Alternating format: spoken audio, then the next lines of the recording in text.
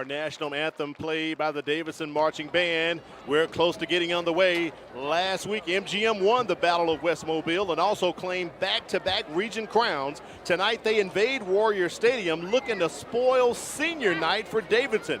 Can the Vikings conquer Davidson to win their 9th game in a row, or will the Warriors unite to scalp the Vikings and send them back to Viking land dejected and disappointed? Let's find out now with the MCPSS High School Football Game of the Week. Good evening, I'm Al Wheaton, joined by Corey Labonte. We're glad you're with us.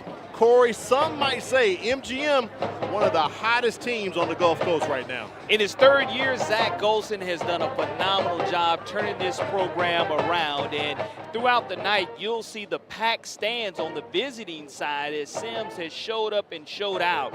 It'll be interesting to see how they bounce back from a great win against the Battle of West Mobile a week ago. You win in overtime, 34-31 on the last play of the game. You couldn't ask for a better high school environment as far as 7A football is concerned, and the Vikings are trying to make their mark. They are, Corey. The game was so good. Last week after our game, we stayed at Ladd and watched the game online as MGM captured the 2nd back-to-back West Mobile title. So Zach Golson, they are running on all cylinders over there in Viking land. Yeah, I mean, it all starts with a great quarterback play, and you have someone that's at the University of South Alabama a year ago backing up now, as a year ago he was on the defensive side of the ball. And now with a new quarterback that we'll be mentioning a lot tonight, the Davidson Warriors have their hand full, but they will have a great time tonight as it is senior night here. It is. Corey, let's get into your checklist. What do these teams need to do to get the win tonight here at Warrior Stadium? Well, we'll start with the MGM Vikings. They must operate with offensiveness, explosiveness. And what do I mean by that? The Vikings average 30 points per game, and they'll try to go ahead and get on the scoreboard early. Also, they want to execute early, and what do I mean by that? Not have a lot of penalties. They want to play within their system offensively and defensively and do a great job from an execution standpoint. And they need to stay healthy because next week they do have a bye. That's right. Before they have that first round of the playoffs. And then for the Davidson Warriors, they really want to establish the run. They already, in back-to-back years, have a 1,000-yard rusher, which is hard to do in high school football, but being able to dominate the trenches is going to be very important. Protect the pigskin. They don't want to give MGM any opportunities, shorten the field, and they want to make sure that they don't have any of those turnovers. And spearheaded defense. This is a defense of the Warriors that is going to have to contain an offense that averages close to 30 points per game.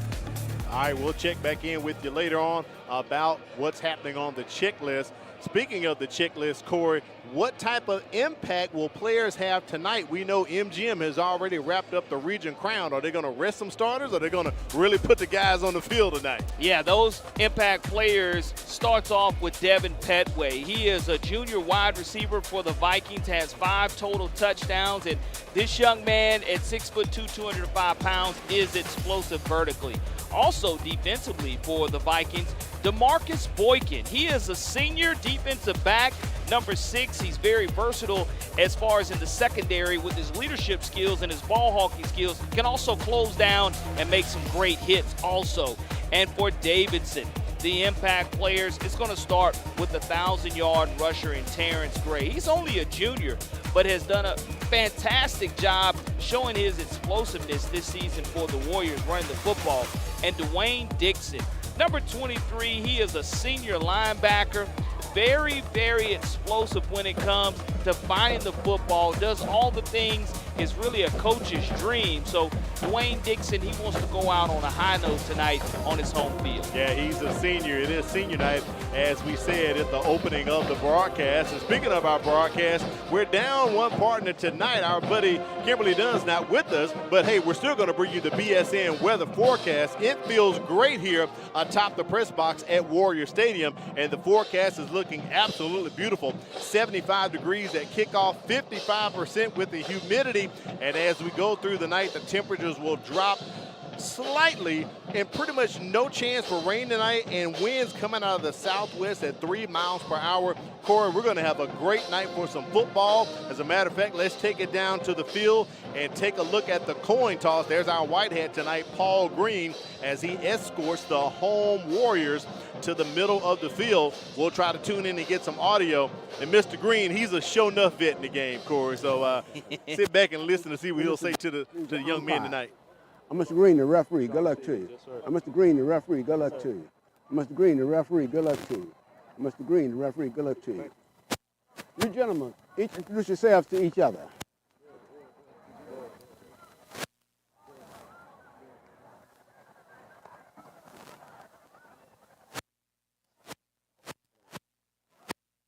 Captains, we expect you gentlemen to play with good sportsmanship, to refrain from any profanity throughout this contest, play with your knees covered.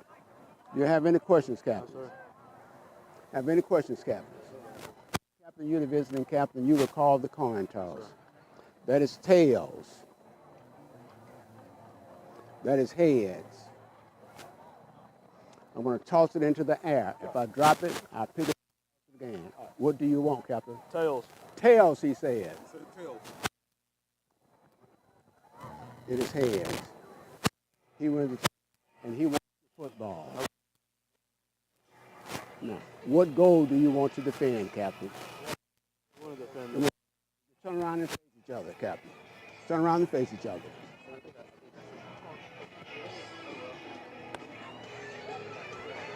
Let's shake hands, Captain. Let's have a good football game.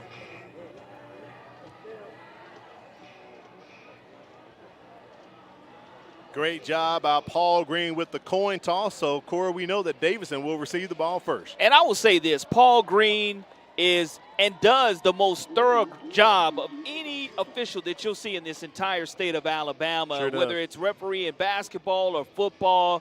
If you're in a pregame, as I've been blessed with in basketball, to sit in with them, right. Not only will you be on time for your game, but he's going to talk to you about 20 to 25 minutes to get you prepared mentally and physically for the contest that he's calling. So he's got a great crew, but kudos to Paul Green and the great job that he does. Absolutely. The Warriors are running out onto the field, and MGM will be coming out. And we're getting ready for a 7A Region 1 contest, the last ball game for MGM in the regular season. As Corey said, they're on a bye next week, so the Vikings coming out trying to keep the momentum and pick up a 9th win in a row with Zach Golson and his crew over there. They lost the first one, but they've run the table so far, Corey. And again, you have a situation at MGM that where the culture has definitely changed as far as from a winning program, and you lose that first game of the year not knowing how your players are going to react to a new season. Well, they have responded with 8 consecutive wins, and you couldn't ask for a better response than what Coach Golson has gotten from his staff. And from a Davidson Warriors standpoint, I think first-year head coach John Lambert, he just continues to teach pride. They've been in a lot of contests that have been lost in heartbreaker fashion, but John Lambert, tremendous coach, has been around this program for a long time, and there's a lot of Warrior pride that he continues to have. Getting close to the kickoff here coming up. Davidson's going to be receiving the kick from MGM as they put 3 guys back, setting up near their 5-yard line. And Al, it's just hard to imagine how quickly this season has gone by. And the fact that both of these 2 teams playing big boy football, I will say this, you had your BSN weather forecast a lot more clearer than the last time we broadcast from here. Yeah, something we talked to Coach Lambert about before the game. I have never been to a contest where it rained from the beginning until the absolute end, and that's what we experienced in week 2 when we came out here to watch Davidson and Baker go at it. But tonight, weather's absolutely great, as we showed you on the BSN weather forecast. Kickoff from Cooper Williams. And it is taken by Davidson near the 10-yard line. E.J. Harrison with the return. Take a look at the Davidson offense. Quarterback for them is Hudson Spivey. He's a senior, has 5 touchdowns, 5 interceptions on the season. But the Warriors are a run-heavy offense with 1,000-yard rusher Terrence Gray carrying the bulk of the load. Chris Andrews is listed as a receiver, but he'll get some snaps as a wingback tonight. He's rushed for nearly 500 yards and 3 scores. When the Warriors do pass, look for Kingston Butler to make the grab. He averages 22 yards a catch. Up front, the Davidson defensive line averages 256 pounds, led by 6'4", 212-pound tackle on the side, Cam Mitchell, and taking it to the house right out the gate. Just talked about him. Terrence Gray has rushed for over 1,000 yards, and he rushed right down the field to the 35-yard line. His 146th rush of the season, and you can see why this young man is a 1,000-yard rusher. Great job by the offensive line, allowing him to pick up the first. 1st and 10 from the 35. They go back to Gray once again. This was a young man. We didn't call his name too often when we had them in week 2 against Baker, but he did get a few touches. But Corey, since then, he has just really turned it on for the Warriors. And stopped by our impact player, DeMarcus Boykin, coming from his free safety position, getting to that 3rd level. Davidson getting a good push early. 3 runs back to back to back as they keep it on the ground. We told you it's a run-heavy offense. Gray with another carry for the Warriors, and that's a first down. You have Ethan Franklin, Daniel Den, Justin Tran, William Benjamin, and Cameron Mitchell doing a phenomenal job on this opening drive for offensive coordinator Rob Miller. They average 19.1 points per game, but the way that they have already established these first 3 runs, very impressive. Back to Gray once again as he is stopped right at the 20-yard line, knocking on the red zone door. 2nd down and about 7 coming up here for the Warriors. And what you're seeing is definitely the run-heavy offense. And when you have a 1,000-yard rusher and a great offensive line who just gets a hat on a hat, the defensive coordinator, Alex Page, is going to quickly make those adjustments. 1 week ago, they fell behind early to Baker. Sure and did. Didn't catch up until the 4th quarter. They don't want to fall into that trap this evening. Empty set. They hand it off on the jet sweep. Chris Andrews, someone we talked about, and our first penalty flag of the ball game comes out, thrown in the vicinity of holding. Let's see what Paul Green will say is the call here after he consults with his crew. Drake Manning on the stop for the Vikings, the 5'11", 200-pound junior Mike linebacker. Working tonight, Paul Green, Devin Davis, Jason English, John Massey, Chip Crooms, Ricky run, Duvall, and Willard holding Ford.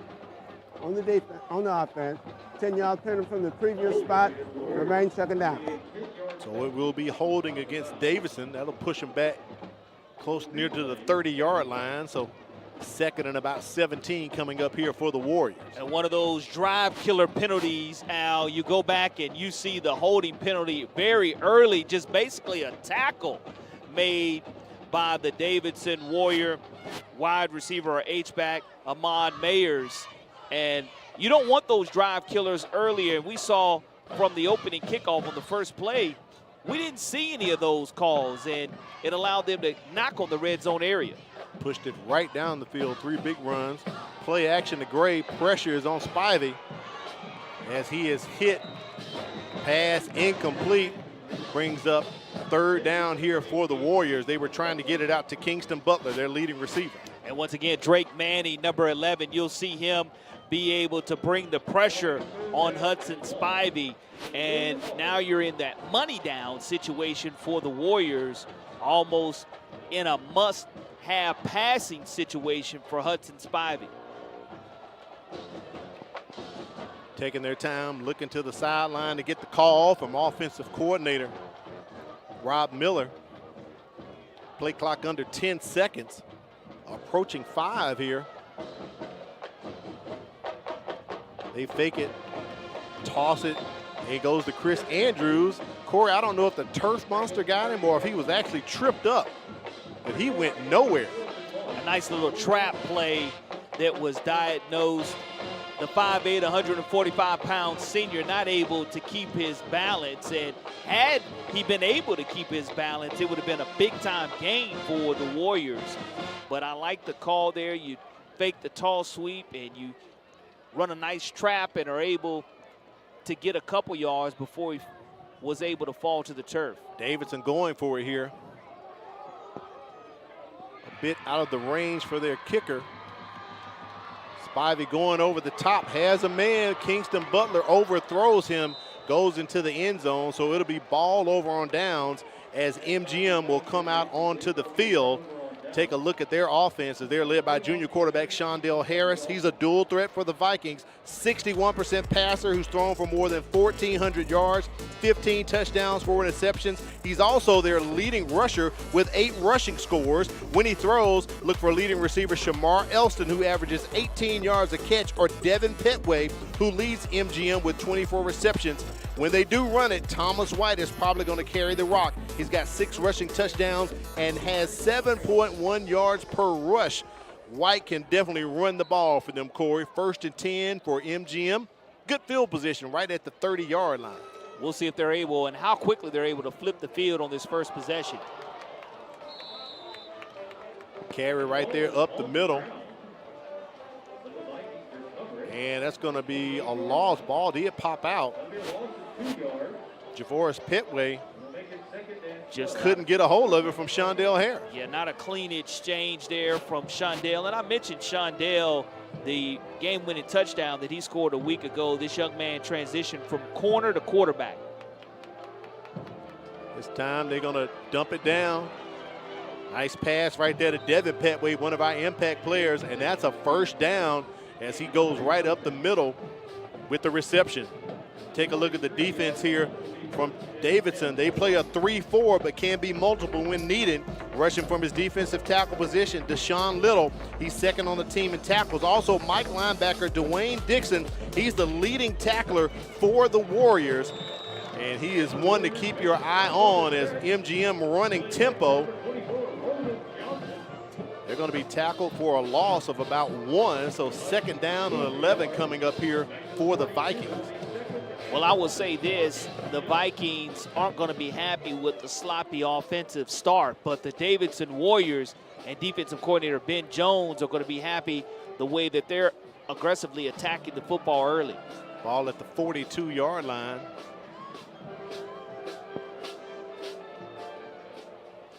Haven't seen White yet as they go back to Javoris Petway. He picks a hole, goes up the middle into Warrior territory. They tackle him at the other side of the 50 on the 40. Nice run right there by Javoris Petway. Petway, the 5'9", 170-pound junior running back with his 58th rush, does a great job of showing you his sweet feet in the hole, changing direction very quickly, picking up that MGM 1st down. Man in motion. They keep it on the ground once again. No gain on the play. Petway's right at the 40, 2nd down coming up, Corey. And you look at the time, Al, remaining here in the first quarter. 7 minutes remaining in the first quarter of play. MGM with their first offensive possession, trying to find some type of early offensive rhythm.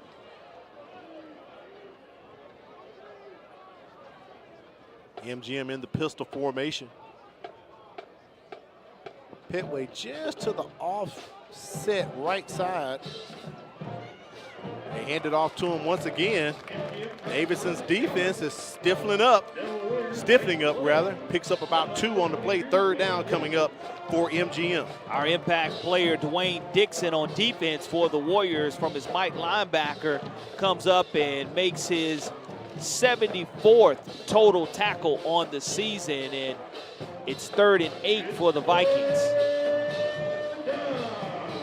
Ball at the 38-yard line. Empty set. And the speed of Harris is something you have to contend for if you're Davidson. Doesn't necessarily mean they're going to pass. Play clock's under 5. It wouldn't surprise me if Zach Golson calls the timeout, and he does right there at 5:54 remaining in the first quarter. We'll take a quick break and come back. MGM has the ball. Decision time. Money down, as my partner likes to say.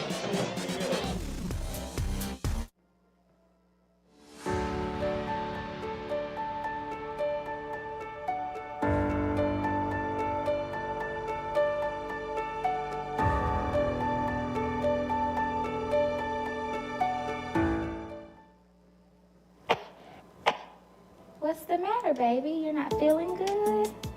School-aged children are at a higher risk of getting and spreading germs and viruses. To help protect the spread, students are encouraged to stay home when sick. Parents, it's important for your child to remain at home at least 24 hours after they no longer have a fever of 100 degrees or higher without the use of medications. Please help us maintain a healthy learning environment. 3rd and 8, crucial call coming up here for MGM. Zach Golson burns a timeout early to discuss it. Let's see what they derive. Double stack receivers. They set up the screen. Pass is complete. Going to be short of the first down as they get it out to Jaden Smith, his first time touching the ball tonight. Victor Kubi on the stop, the 5'9", 145-pound junior for the Warriors. 4th and 1, and Shondale Harris coming out of this huddle. Davidson's done a good job so far of making sure he doesn't break containment. And with the big back in the backfield, Petway, 5'9", 170-pound junior, we see his speed as well. He runs right behind him, sneaks, goes back into the inside, picks up the first down. It kind of makes me think, Corey, when Zach Golson called that timeout, if he didn't call 2 plays during the timeout, set the screen, and then come with the quick run right there. Good job of Harris reading the defense and being able to follow behind the right side of that offensive line for the Vikings, and that's Eric Griffith and Kyle Thomas along with Colton Cooey, the center. But it is nonetheless another Viking first down with 4:50 remaining here in the first quarter. Ball placed at the 27-yard line. Another quick screen they try to set up to Jaden Smith. And he has no forward progress. That's about a 2 or 3 yard loss on the play on that pass there. Rashawn Harris, the 5'9", 170-pound senior, he was at his corner position, came up and did a tremendous job of creating a tackle for loss. And it does bring up 2nd and close to 14. And what you have to be aware of if you're Davidson's defense in this 3-4, do not let Harris break containment and get to the outside and create. Oh, he's lethal when he does that. Ball's at the 31-yard line, but we have flags here. Our 2nd penalty of the ball game.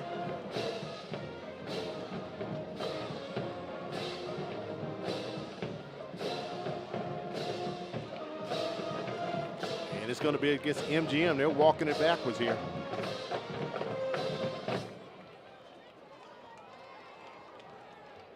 Prior to the snap, or a false start on the offense.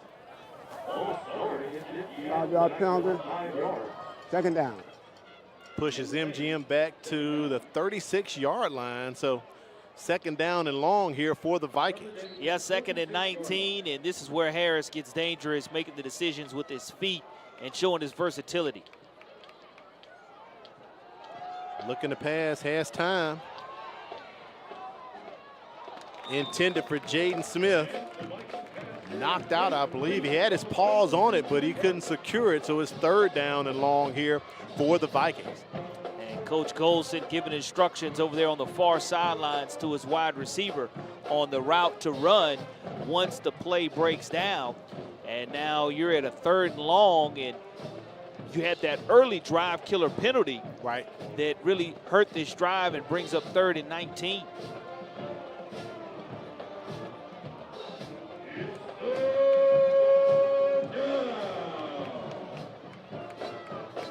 Petway runs out of the backfield, going deep, overthrows Devin Petway. 4th down here coming up for MGM. I would not be surprised if they go for it here, Corey. Well, if you're Davidson, you want to make sure you don't let any of the wide receivers get behind you. A secondary busted coverage on 4th and 19 can be lethal for all the momentum that you're trying to establish. And I know that's something defensive coordinator Ben Jones is emphasizing to his secondary right here. Trip receivers to the bottom of the screen here on the near side. Harris with time, going deep. Trying to hook up with Jaden Smith. No flag on the play, and there is a late flag right there inside of the 5-yard line. That one intended for Jaden Smith. The verbal commit to South Alabama just on a go route at the top of your screen. Harris tried to get it to him, and because of it, a little defensive entanglement there causes the penalty flag to come out. Looks like it was thrown by the back judge in the end zone. Let's get the call here from Paul Green.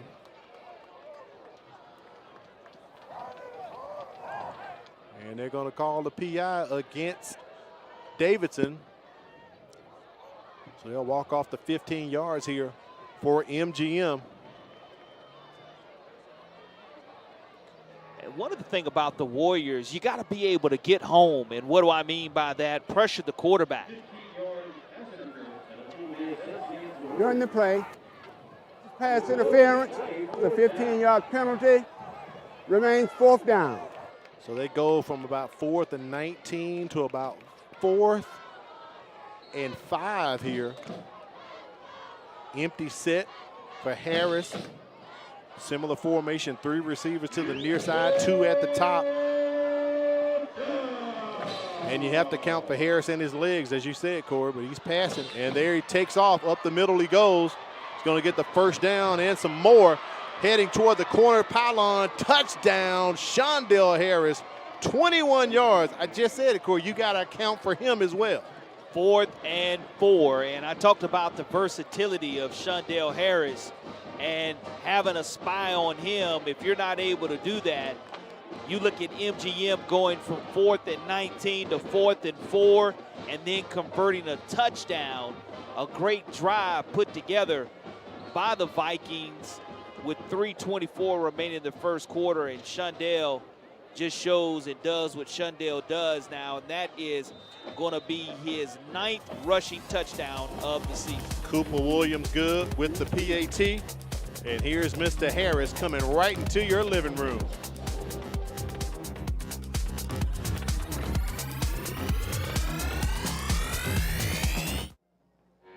Mobile County Public Schools' Signature Academy program is here to help those students who want to jumpstart their career right out of high school.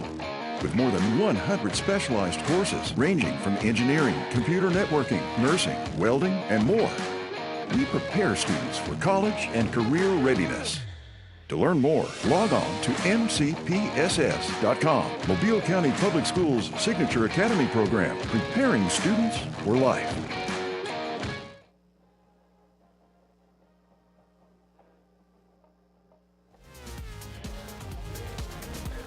We're at Warrior Stadium, and quite a drive put together by MGM right there. They had a 4th and long, picked up a defensive pass interference penalty that turned that 4th and long into 4th and 5, and 21 yards later, Shondell Harris hits pay dirt and scores our first points of the ball game. MGM up 7-0 over Davidson. What you cannot allow Shondell to do is to get out of the pocket for any reason. This You young said man it, Gore. You said it. is so very versatile, and now we'll see if MGM answers the bell defensively. As they let it go into the end zone. 1st and 10 will be coming up here for Davidson. Take a look at that MGM defense. I'm sorry, here's the scoring drive. 21-yard touchdown run by Shondell Harris. 70 yards, but Corey, look, they chewed up 5 minutes and 4 seconds on 14 plays there to get the touchdown. Well, it was a phenomenal job of bailing themselves out of a terrible down and distance situation, picking up the PI and then being able to score on the next play. And now we'll see here if the Warriors are able to kind of melt down any of this clock here as we get ready with 3:24 to end the first quarter. Run right up the middle there by Gray. Take a look at that MGM defense. They play a 3-4. Listen out for junior nose guard Caleb Morris's name to be called a lot tonight. He's a run stuffer for MGM. They play some defensive end as well. Up the middle, Jack linebacker Jordan Simmons will be looking to stuff the Warriors. In the secondary, 6'2" senior cornerback DeMarcus Borkin, one of our impact players. He'll stifle the defense, the Davidson's passing game, and make a big impact tonight. Up front defensively, MGM averages 238 pounds. That pass incomplete, trying to hook up with Andrews. Third down already for the Warriors. And that is one that I know Andrews would have loved to go ahead and squeeze the grease out of that pigskin because he had a slant route that was very well thrown. And like you said, Al, you do stop the clock with 2:49 remaining in the first quarter, and you don't want to go 3 and out to put this explosive MGM offense right back on the field. Do not.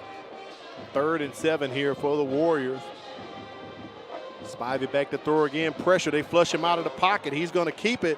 Has enough. Gets the first down as he slides near the 35-yard line. So Hudson Spivey shows some of those baseball skills he has there, sliding into second base, Corey. Yeah, I mean, he's not a rushing quarterback, but he took what the defense gave him as everybody dropped back. The line did a good job getting a hat on a hat, and that's only his 17th rush of the season. He has 1 rushing touchdown here in this 2024 season, but does pick up a huge first down for the Warriors. Ball at the 34-yard line. Up the middle. Harrison with the carry. Nice run right there by E.J. Harrison. Gets it up to the midfield stripe. A first down and more. Big 15-yard run right there. And Harrison just bowling his way forward. Look at the ball security that he did not want to have stripped away from him at the last moment. Davidson playing quick. They go right back to E.J. Harrison. He is trying to take it to the house. E.J. Harrison, 50 yards scored just like that. And that is going to be Harrison's 4th rushing touchdown of the season. Looks like he's going to go untouched, folks, and he has now eclipsed 500 rushing yards on the season. The tempo is what helped the Warriors, and the offensive line opened up a huge hole for Harrison, and Harrison makes the house call for the Warriors. Davidson going for 2 here as they bust through the door. Terrence Gray and Davidson in the lead, 8-6 over MGM. We'll take a break and be right back. Oh boy, it's getting good here. We believe in the power of dreams. When I grow up, I want to be a doctor because I can help people.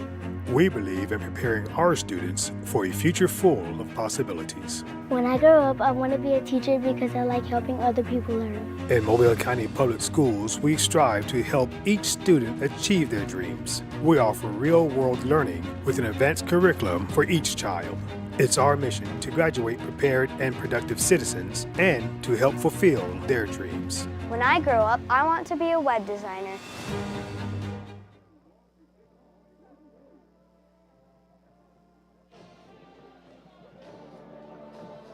We welcome you back to Warrior Stadium, and the Warriors are definitely making an effort out of it tonight, Corey.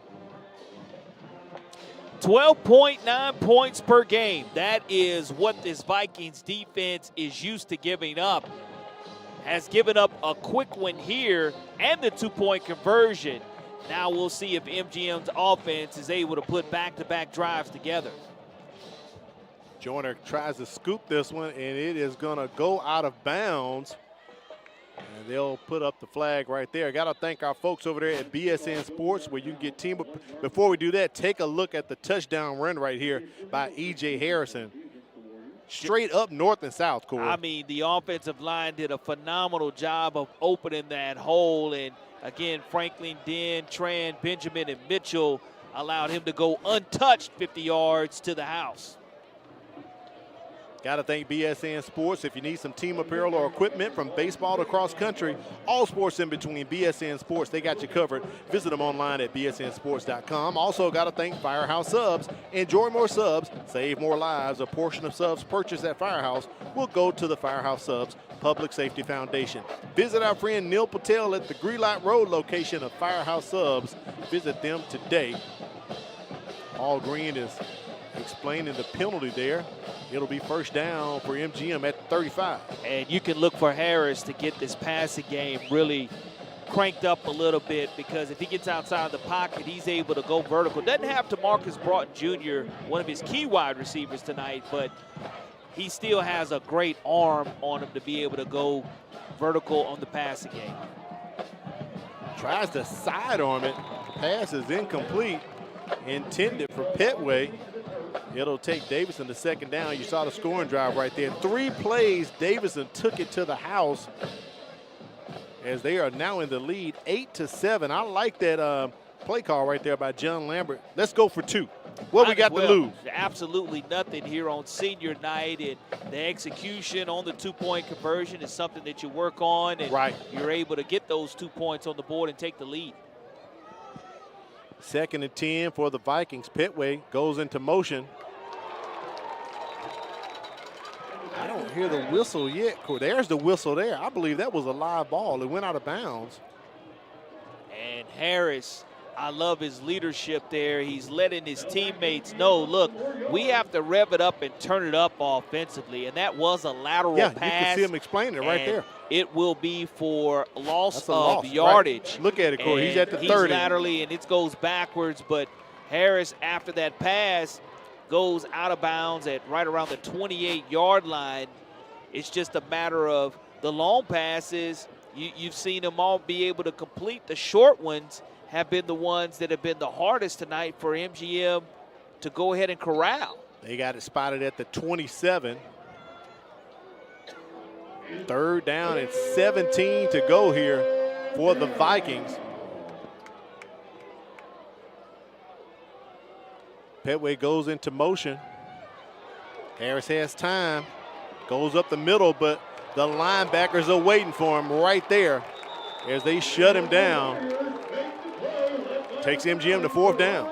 Great job by Davidson, just staying at home. Looks like Karan Mayers on the stop for the Warriors, coming from his stinger linebacker position, the 5'10", 206-pound senior on the stop. And Harris just had nowhere to go. The defense had the receivers covered like a blanket, and Harris was trying to do something well with his feet, and it's going to put up a punting situation for the Vikings. Kingston Butler setting up at his own 39. Ethan Baumgartner, nice punt by Baumgartner right there. Butler stays away from it, but it takes the reverse. Too much backspin by Baumgartner as he approached the green there, Corey. He rolled right off the green. Too much backspin. Going to be great field position for MGM. Let's see where they spot this ball at.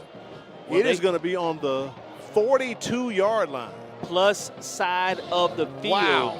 And the last time we saw them right here, untouched, right up the heart of this MGM defense. And with the great field position, we'll see if the Warriors are able to capitalize. Trip receivers to the top. They hand off.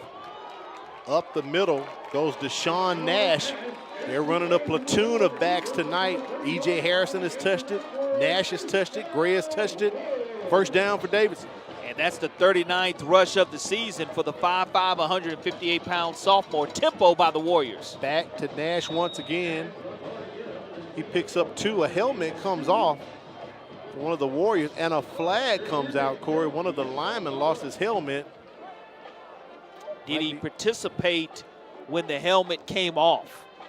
That is going to be the question that will have to be answered by our officials, because if he did participate in the play with the helmet off, that is an automatic penalty flag that comes out. I didn't really see any taunting or anything unsportsmanlike. Yeah, I didn't see anything going on there, so they're discussing it now. That could be the case. That's the only thing that I could come up with here that it could possibly be is participation once the helmet did come off. But Paul Green, again, getting communication from his crew. After the play, we have a personal foul. Paul Green wants to double check and make sure he has on the right team.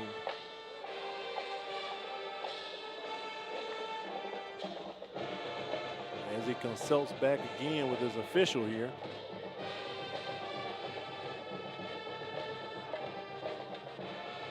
Originally said the penalties against Davidson. See if we can take a look at this play again, because it happened as the players were standing up the FAR official is the one who threw the flag, and the play's over. Yeah, I think that was right after there. the play, yeah. And there it is, jumping back on top of him. So not happy with his helmet and lid being ripped off, and gets emotional and gets that penalty flag called against him. And the official crew, they're still discussing this. Want to make the right call. I'm sure some of the folks watching the game last night between the Rams and Vikings say, why didn't they do this last night? You saw the quarterback's helmet get ripped off. No flag came out and it turned into a safety cord. A lot of people upset about that today. One of the weirdest no calls I've ever seen I'm with in you the NFL. The other one involved the Vikings, I do believe, in the Saints a few years ago that cost them an opportunity to advance to the playoffs. So somehow or another, the Vikings just are getting and finding a lot of love in the NFL. But Paul Green, very thorough, making sure they get it correct. And they are now marching off the penalty against Davidson, and I believe that will be the call, unsportsmanlike conduct. Well, a dead ball foul after the play. They moved to the second down now. Second down and the yardage. So they mark off the 15. That's going to push Davidson back to the 44-yard line, maybe about the 43. We'll call it that.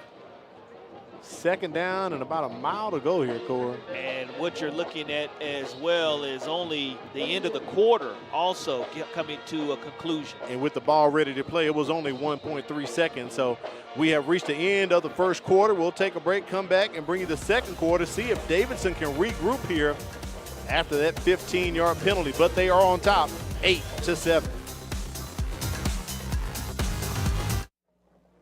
I'm Keith Blackwood, your Mobile County District Attorney.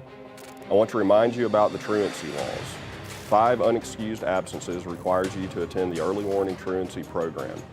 Failure to attend the early warning truancy program can cause you to appear before a judge in circuit court. We need you to stay in school. This is a serious law, and it needs to be taken very seriously. I wish you and your family a safe, happy, and successful school year. A teacher is one of the biggest investors in a community. They impact the lives of those we value the most. Teachers share knowledge which helps shape and mold our future leaders. Teachers show direction and help build a sense of purpose. Are you ready to make a change? For more information on teaching opportunities, teacher incentives, or to apply with the Mobile County Public Schools, log on to www.mcpss.com.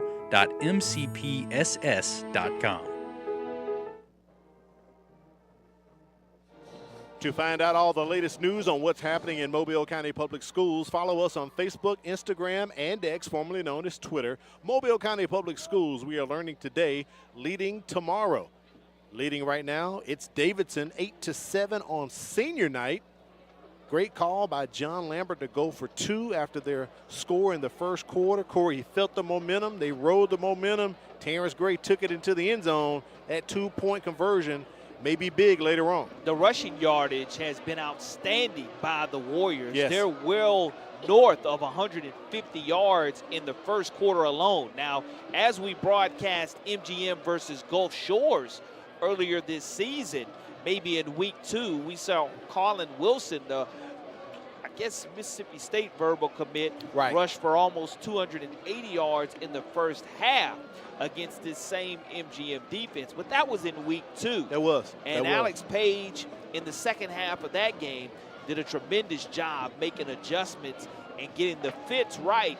So it's something that I know here in the second quarter and in the second half, MGM is going to tighten up defensively and find a way to fill those gaps and be able not to have a hat on a hat and win the line of scrimmage. MGM dressing out 95 players today. They return 3 on offense and 3 on defense with 33 seniors. Take a look at their 7A Region 1 standings. Right there, MGM has wrapped up the #1 seed. Baker and Fairhope playing tonight. Pretty much if Baker wins that game, they're going to get the #2 seed in 7A Region 1. Daphne and Fairhope kind of sitting in the wings. If Daphne and Fairhope both win tonight, That's going to create a three-way tie. You're going to have a log jam because this is the last week for region play. Then we'll go to the tiebreaker. But to keep it simple, Corey, if Baker can win, they're number 2, the end. And that's the biggest thing for Baker, controlling its own destiny. Right. And I know MGM, we talked to Coach Golson, this wasn't a look-ahead game to the bye that they're going to get next week in preparation for the playoffs. Correct. This is a game to where they take Davidson seriously, and they're going to have to make adjustments. They don't want to dig themselves a hole like they did 1 week ago against Baker. 2nd and 23 is what the PA announcer says here at Warrior Stadium. Run right there by E.J. Harrison. He picks up a couple, maybe 4 or 5. It's going to be 3rd and long here for the Warriors. Caleb Morris, the nose guard, 6'5", 255-pound junior on the stop. But throughout this contest, we've already seen several 3rd and longs and 4th and longs. And the Warriors, they've run slants, but they haven't really run vertical routes.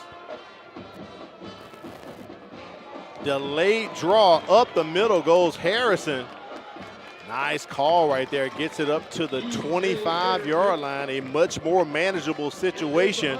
4th and about 4 yards here for Davidson. Expecting them to go for it, keep this drive going. Yeah, I mean, we're going to have an injured player on the far sideline first. It's going to cause us to take a timeout on the field, but a great play call by offensive coordinator Rob Miller and getting more than half of those yards back, and it'll bring up 4th and right at 4 yards. Officially, the scoreboard calls it 5 here with the ball resting at the 25 of the Vikings. Corey, while we got a break, I got to send a big shout out to a young lady who's been with us some years and does an awesome job. As a matter of fact, Corey, she keeps you and I smiling every Friday when we go to the mailbox. She's sitting in the truck. Big happy birthday shout outs to Miss Diane Campbell, man. She's holding it down. Her birthday today, so happy birthday to you, Miss Diane. Absolutely gave her that Ray Russell happy birthday song treatment earlier. You hooked her up. I hooked her up. Oh, you had in tears, I'm sure, my boy. And a timeout call. Zach Golson says, I need to talk about it. And we'll take a break as well. 4th down, big play coming up here for Davidson. Per month has a negative effect on student achievement, and that chronic absenteeism is negatively impacting 1 out of every 10 Alabama students. Studies show students who are chronically absent are more likely to drop out of school. For every 1 day your child is absent from school, it takes 3 days for them to catch up. So if I am not sick, make sure I'm at school, because missing school means missing out.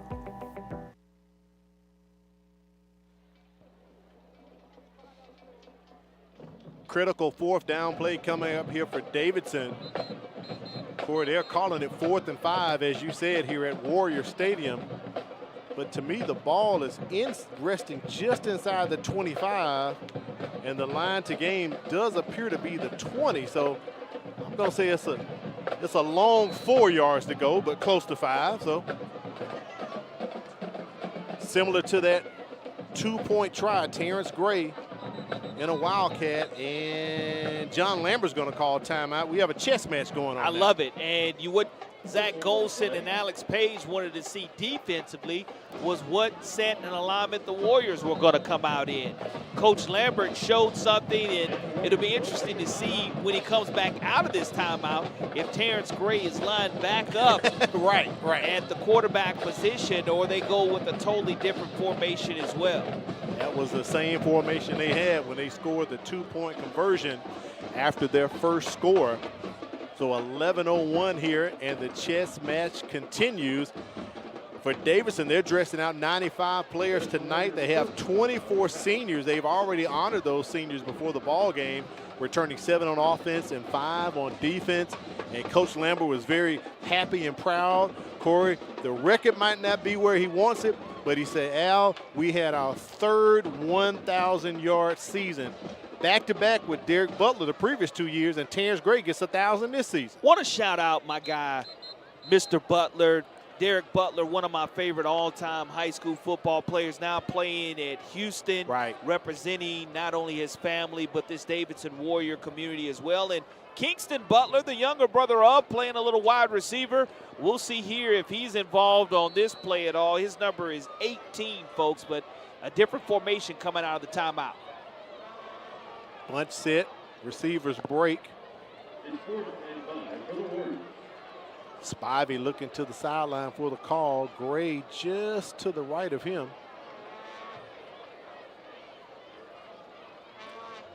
They fake it to Gray. Spivey's going to run for it. And he's going to be safe at home plate. That's a first down, Corey.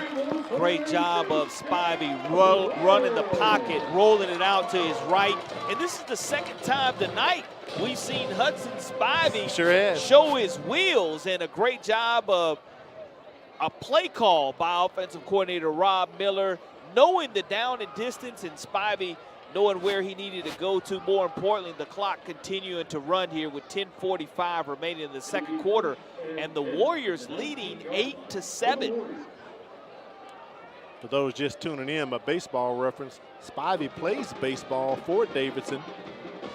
They hand off to Gray. He goes up the middle, runs into a wall of Vikings. They'll credit him with about a 1 or 2 yard gain. So second down coming up here for Davidson. And really what that is, one of the first times tonight we haven't seen the offensive line get a tremendous push. Correct. And 2nd and 9 now, we'll see no rush at all for the Warriors to snap the football. We've seen them go tempo and catch the Vikings on their heels, but at the same time now here in this red zone area, just being very deliberate. Scorekeeper's calling it 2nd and 8. They give it to Gray. He's going to get 8 plus 9 plus 10. That's an 18-yard touchdown run by Terrence Gray. When he's coloring with crayons, what color does he like to use? Mr. Gray pulls out another touchdown right up the gut of this MGM Vikings defense, and he almost goes untouched.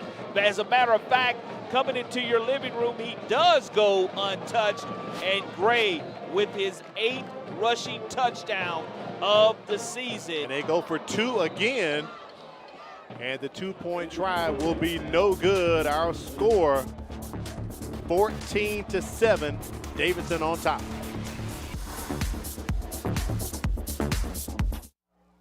Do you feel alone, overwhelmed, or helpless?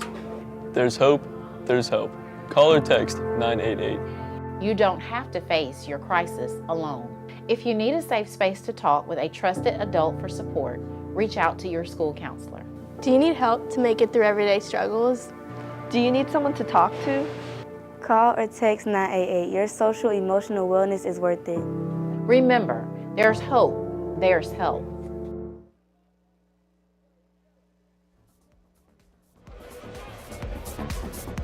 We welcome you back to the MCPSS High School Football Game of the Week. Al Wheaton, Corey Bounty, and Davidson is on top right now after that 18-yard run by Terrence Gray. 7 plays, 58 yards, 2:49 off the clock. They went for 2. They didn't get it.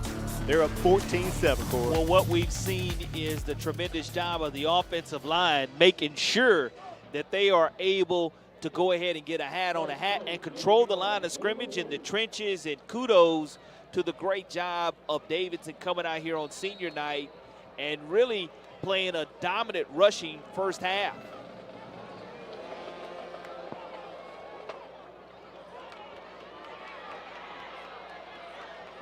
Jaden Smith with the return. Gets up to about the 25, maybe 26-yard line. Going to be 1st and 10 here coming up for MGM.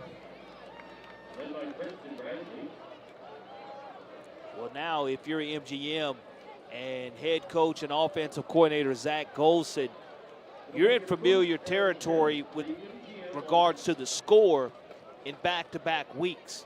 And it's going to be up for you to answer the bell offensively. We know what Harris can do with his legs, just hasn't been able to get into that rhythm passing the ball yet.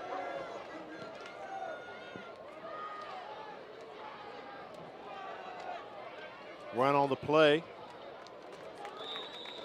Javoris Petway with the carry up to the 30-yard line, picks up 5. So a 2nd and 5 here for MGM, trying to stay in front of the sticks. And that's huge that when you're able to get positive yardage on first down, and Harris commanding this offense. High snap to Harris. He gets it off to Petway, but goes backwards. That's going to be a loss of about 2 or 3 yards as Davidson immediately went in to tackle him. Deshaun Little, the 6'3", 230-pound senior, gets his 3rd tackle for loss on the season, his 22nd solo tackle, and now 3rd and 8 yards to go. Al, you already know what I call this, and we'll see if the Warriors are able to cash in or MGM is able to make them to cash out. As you say, it is money down. Ball right there at the 28-yard line. Harris taking his time, looking over to the sideline. Play clock is at 5 seconds here. Under 5. Will Zach Golson have to burn that timeout? Play clock is at 0, and there's the flag. I was wondering when it was going to come out. So they're going to be pushed back 5 yards. And that's going to be one of the things that I know Coach is going to talk about just from an execution standpoint early. The Vikings just have not been able to find that rhythm offensively, and that's what they wanted to do. 5-yard penalty.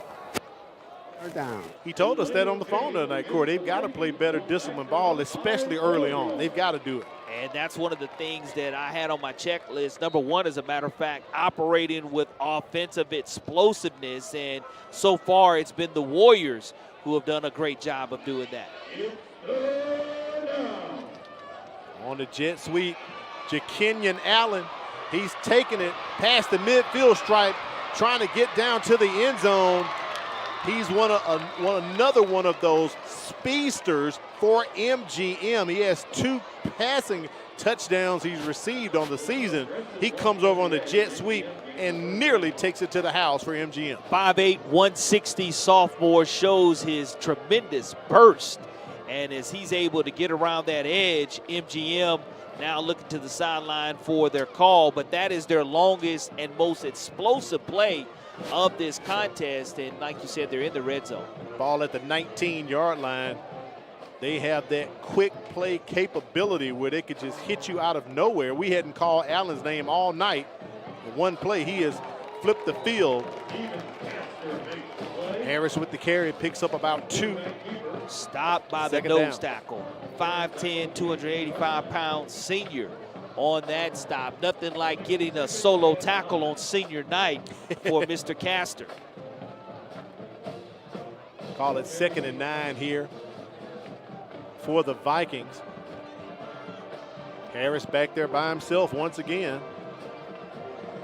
You're right, Corey. They got to put a spy on him. His legs are dangerous. Looking to throw. They flush him to the left. And very smartly tosses it out of bounds. Backpedaling, that's one of the hardest things to do as a quarterback, to keep your balance and to backpedal and to continue to have the strength to get it in the vicinity of a wide receiver. And not taking a penalty there is huge for the Vikings, but even bigger is this is 3rd and 9 now upcoming. Ball here on the short side of the field. MGM playing without DJ Broughton tonight, their 6'5" receiver. He's nursing an ankle injury. Allen on the jet sweep. He's got the speed. Can he hit the corner as he is wrestled down just inside of the 15-yard line? Won't have enough for the first down. Great job by Patel coming up from his Wolf linebacker position, 5'9", 156-pound senior with the stop. 6:50 remaining, 4th down here for MGM. I wouldn't be surprised if they go ahead and kick an extra or a field goal with this opportunity here with this great field position.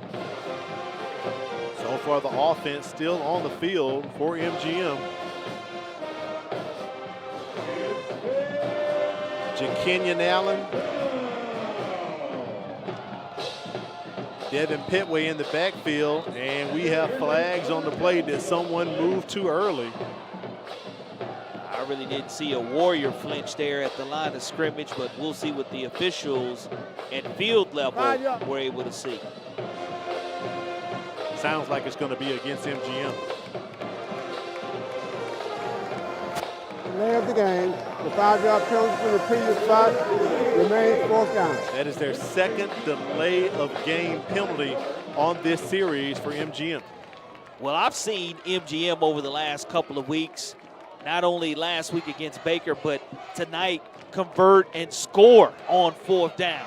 So this isn't 3rd down, money down. This is for all the chips for Davidson to get a huge defensive stop, leading by 7. And Zach Golson is going to call a timeout with the ball sitting at the 19-yard line. Big play coming up here. Crucial play in the ball game.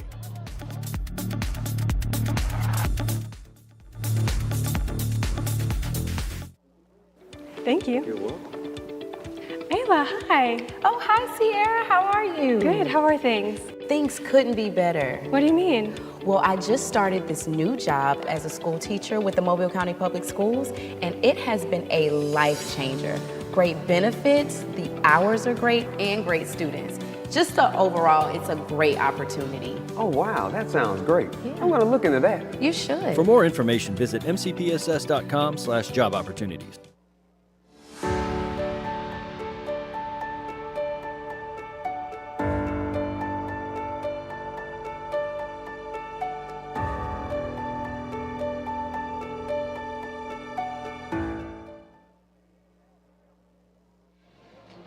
Got to thank Firehouse Subs. Enjoy more subs, save more lives. A portion of subs purchased at Firehouse will go to the Firehouse Subs Public Safety Foundation. So visit our friend Neil Patel at the Greenlight Road Firehouse Subs location. Also, we want to thank BSN Sports. If you need team apparel like baseball or basketball, visit them online at bsnsports.com. BSN Sports, the heart of the game. Right now, the game's on the line right here. It is going to be 4th and 10. The line to gain is the 9-yard line for MGM. No flag is what you don't want for sure. Harris running around, looking for someone. Now he's going to turn the Jets on, and he's going to be hit near the 14-yard line, so the drive is going to stop. No points. Getting a little chippy over there on the sideline, Corey, as they have to restrain Harris. They were kind of getting into it, but that's a big ball over on downs right there. Big defensive stop for Davidson. Huge stop as the defensive backs did a great job and were able to get enough pressure. And we'll take a look. Harris's helmet comes off at the end of the play, and that's why he was a little bit upset, already frustrated that he wasn't able to get enough for the 1st down. But when I tell you that that is a tremendous stop for the Davidson Warriors and defensive coordinator Ben Jones, the elite pressure is what led to Harris not being able to have a clean pocket and to have to scramble outside. 1st and 10, ball at the 14-yard line.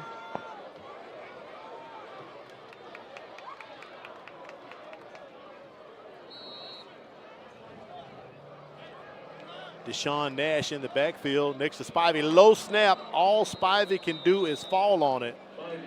That will push him back to the 11. Not the time for that, Corey. Yeah, when you take over on downs, you want that first play to be of a positive nature. Absolutely. And unfortunately, at least he was able to cover it up, and there was no giving it right back to MGM. But it is a 5-yard loss nonetheless, which negates great down and distance.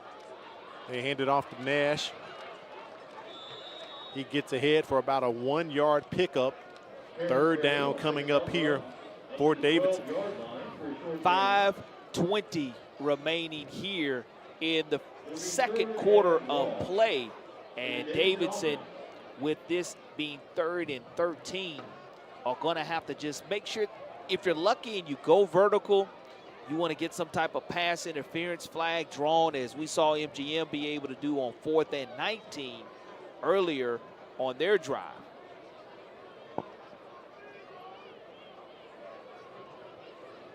Spivey goes under center. They go to a little trap play. And Andrews, once again, Corey, that is the second time the Turf Monster's gotten him tonight. He's just going so fast and forward. His momentum at 5'8" Second time tonight. Just really hurts him, and he's trying to get his feet going faster than his body is, and because of it, he just kind of tips over with his smaller frame. But that is a win for MGM's defense, especially you go back to that bad snap on first down. Now, special teams protection is going to be huge for the Warriors. E.J. Harrison is the punter standing at the goal line. And we have a stoppage in play. I believe a flag's on the field before the snap could happen. And what does Coach Lambert call E.J. Harrison? Calls him like the Bugs Bunny of his team. And what does he mean by that? The cartoon character that we wound up watching growing up just everywhere. And just all over the field. All over the place. And now he's coming in for his punter position, but just want to make sure you have a clean snap to boom this football away. Harrison averaging 40 yards a punt so far in the season. And this flag is against MGM. Yeah, with illegal substitution on the defense, the 5-yard penalty remains 4th down. It does ease the pressure off of Harrison. He can now stand at his own 5-yard line, not at the goal line. Jakenyon Allen setting up just inside the 50. And Allen's just going to stay away from that one. Davis is going to down it at the 49-yard line. 4:09 to play. MGM couldn't get points out of that last series from the defensive stop from Davidson. But Davidson uses a lot of time off the clock, and we have another flag on the play, this one inside of the 10. And the Davidson Warriors fans are cheering. During the kick, we have a personal foul, roughing the kicker, a 15-yard penalty, and an automatic first down. A crucial mental mistake. You look at the replay there, and it definitely, without question, is roughing. And that's the type of break that you thought you might have seen on 3rd down with the pass interference call. There's one better that will continue to allow Davidson to control this football. And they have been able to gash MGM so far right up the middle. And the guard and the tackle have done a tremendous job of getting a hat on the linebacker. We'll see here if they continue to have success. 1st and 10 from their own 34-yard line as they give it to Harrison. He picks up about 4 on the play, so 2nd down and about 6 coming up here for Davidson as the clock continues to run. MGM can't stop it. They are out of timeouts. Jordan Simmons, 6'2", 240-pound senior linebacker on the stop, but it is positive yardage on 1st down for the Warriors. And now just waiting and looking at the sideline. I love how deliberate they are going to be, trying to bleed this clock all the way out to 0-0s to end the 2nd quarter. Trip receivers here to the near side. They're going to keep it on the ground, keeping those legs churning. E.J. Harrison about 2 yards short of making a 1st down. And it has been kind of a thunder and lightning combination with Gray and Harrison, because Harrison having over 500 yards rushing, Gray eclipsing over 1,100 yards rushing on the season. And when you're able to go ahead and give your teammate a nice little rest and a breather, and your offensive line is able to control the trenches, it's always a great spell for a back to know you can go in and be fresh. Under 3 minutes here remaining in the 1st half. Needing 2 yards to pick up the 1st down. Harrison's going to get that and a few more. And the sticks are going to move. 1st down for Davidson. And I talked about being able to get to that 2nd level. Harvey Hunter on the stop for MGM, along with Jaden Hollins from his will linebacker position, but not before the Warriors are able to move the sticks. 1st and 10, ball at the 48-yard line just in front of us here atop the press box at Warrior Stadium. They bring in Terrence Gray, and he is met at the line by the Vikings. No gain on the play. 2nd and 10 coming up. And that's the type of run fit that MGM has to have, because they've had and been gashed right up the middle, and that time where they had been having a lot of success, only a yard worth of success there on first down. And we'll see if Davidson's able to bounce anything to the outside, because so far tonight they haven't had to do so. Right up the middle. They'll credit Gray with the 1-yard gain. 2nd and 9. As the bands are getting ready to get in position to play at halftime. Chris Andrews on the jet sweep. Tries to turn the edge. One MGM Viking had him wrapped up. He bounced out. He's going to take a loss of about a yard on the play. So 3rd and 10 coming up here for the Warriors. Phenomenal job of DeMarcus Boykin, one of our impact players, coming in and making that open field tackle. And that's what a free safety needs to do. Close down on that ball carrier, wrap him up, and make sure you take the feet out from underneath them. And now you're looking at a 3rd and 10 for the Warriors. Ball back to the original line of scrimmage at the 48 of Davidson. Spivey, they go with the quick draw, delayed draw up the middle. Terrence Gray stretches out, does his Superman leap, but he's going to be short about 1.5 yards, Corey. So 4th down coming up here for Davidson. And watch how small Gray makes himself once he hits that hole. He's low and compact to the ground, and it's going to be hard to get him down, but he does have tremendous burst when he does get beyond the line of scrimmage. And with 35 seconds remaining, this could possibly be the last play of the first half. Play clock under 20. Davidson taking their time. There's the replay right there. As you said, low and compact, stretching out, trying to get that first down. I think John Lambert's going to call a timeout here rather than delay of game. So at 14 seconds, Davidson takes a timeout. Corey, I pulled up my super duper iPhone. I want to double check this, but I'm going to have to go with it.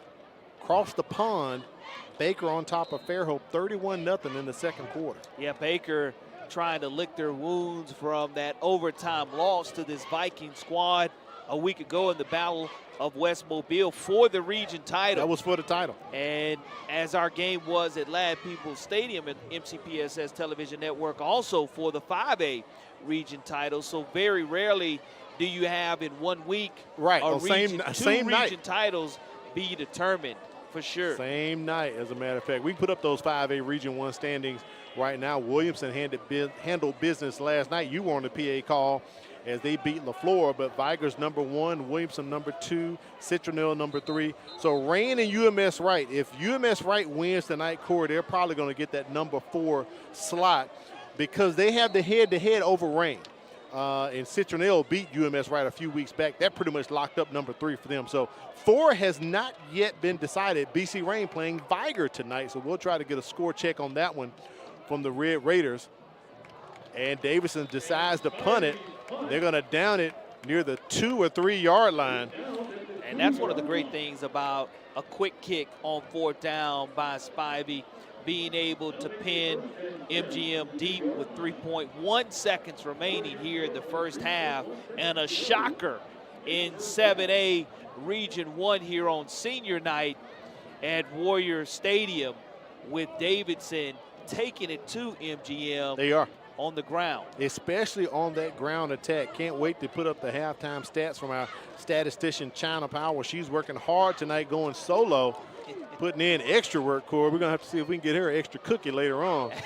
She's handling it all, but she's proud. She's a Davidson grad, man. She's got a smile on her face tonight. No question. Expecting MGM too close to the end zone to take a knee here, Corey. So if Harris can just haul off and throw one or get it out of bounds, run those seconds off. Don't want a holding in the end zone because that will equate to a safety here. So you want to make sure that you stay clean from a penalty standpoint if you decide to throw this outside of the pocket. Thomas White in the backfield, our first time seeing him tonight. They hand it off to him. And he takes the pressure off of MGM. They're going to help him up off the ground right there. So quite an interesting first half, Corey. Davidson on top right now. Davidson coming out and executing offensively their game plan. We talked to Coach Lambert. He felt great about being able to run the football and controlling the trenches. And he showed that his strategy is really paying off for him here in the first half. And the great part about high school football is there's a second half that awaits us, possibly another fantastic finish. Absolutely. We'll take a break and come back and bring you halftime action. The bands are going to duke it out on the field. Stick around for that. Right now, Davis is on top, 14-7. Did you know that missing 2 days of school per month has a negative effect on student achievement? And that chronic absenteeism is negatively impacting 1 out of every 10 Alabama students. Studies show students who are chronically absent are more likely to drop out of school. For every 1 day your child is absent from school, it takes 3 days for them to catch up. So if I am not sick, make sure I'm at school, because missing school means missing out.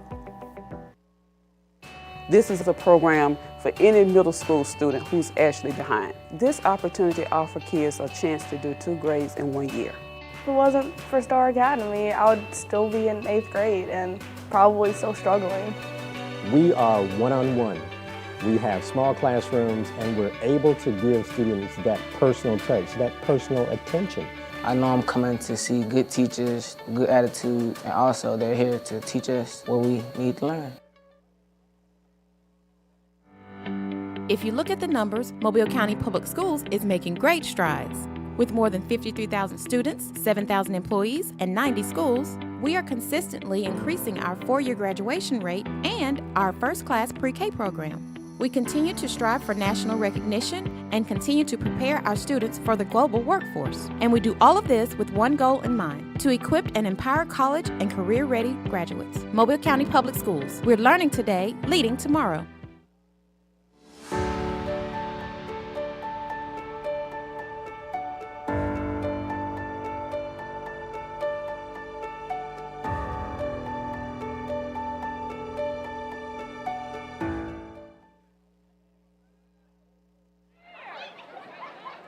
It's halftime here at Warrior Stadium, and right now we'll take it down to the field to get ready to enjoy the sounds of the MGM Marching Band.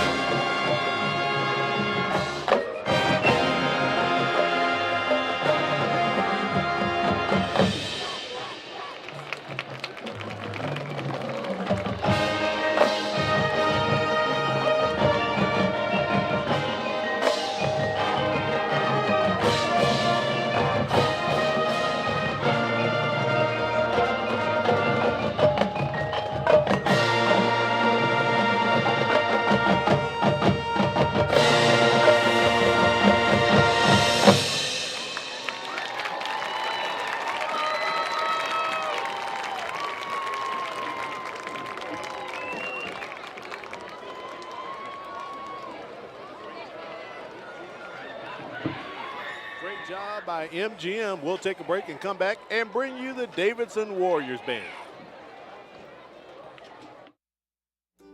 There's a lot to like about Mobile County Public Schools. What I enjoy about Mobile County School is the extra attention my teachers give us to help us learn. Teachers are liking their access to technology, and students are liking the quality of their education. I like the technology that's been incorporated into my education. And since 1826, you have trusted us to prepare your child for their future, and we like that. Mobile County Public Schools. We are learning today, leading tomorrow. Hey Alexa, tell me about Mobile County Public Schools. With 53,000 students in 90 schools, Mobile County Public Schools equips and empowers college and career-ready graduates. Several MCPSS schools are ranked among Alabama's top 10. Yearly, graduating students earned about $110 million in college scholarships and 10,000 career credentials. MCPSS is learning today, leading tomorrow. Does that answer your question? At Mobile County Public Schools, we believe it starts with us. That's why we offer Signature Academies. Hello, I'm Jordan Clark, and I'm in the Health Service Academy at John L. LaFleur Magnet High School. My future career is to be an obstetrician-gynecologist. With this academy, I'm learning firsthand from people already working in the industry. Shadowing them on the job really makes me want to study hard and work harder towards my career goals. Signature Academies are open to all students in Mobile County Public High Schools. Visit MCPSS.com. A teacher is one of the biggest investors in a community. They impact the lives of those we value the most. Teachers share knowledge which helps shape and mold our future leaders. Teachers show direction and help build a sense of purpose. Are you ready to make a change? For more information on teaching opportunities, teacher incentives, or to apply with the Mobile County Public Schools, log on to www.mcpss.com.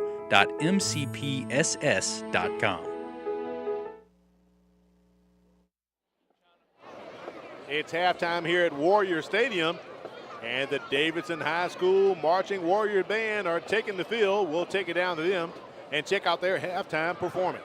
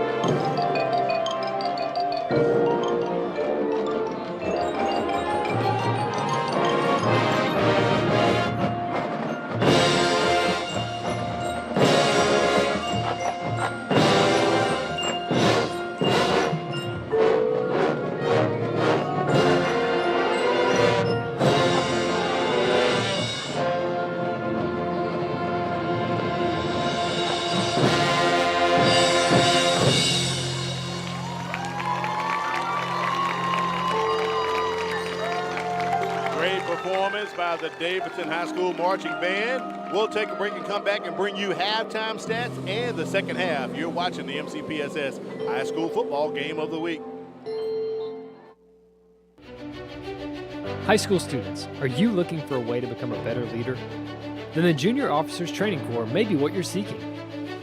If you would like to develop self-reliance, learn ways to be more responsible, and improve your communication skills, you can do that and more when you register for the Junior Officers Training Corps. The JROTC program is available to all high school students in Mobile County. JROTC, we build a better you.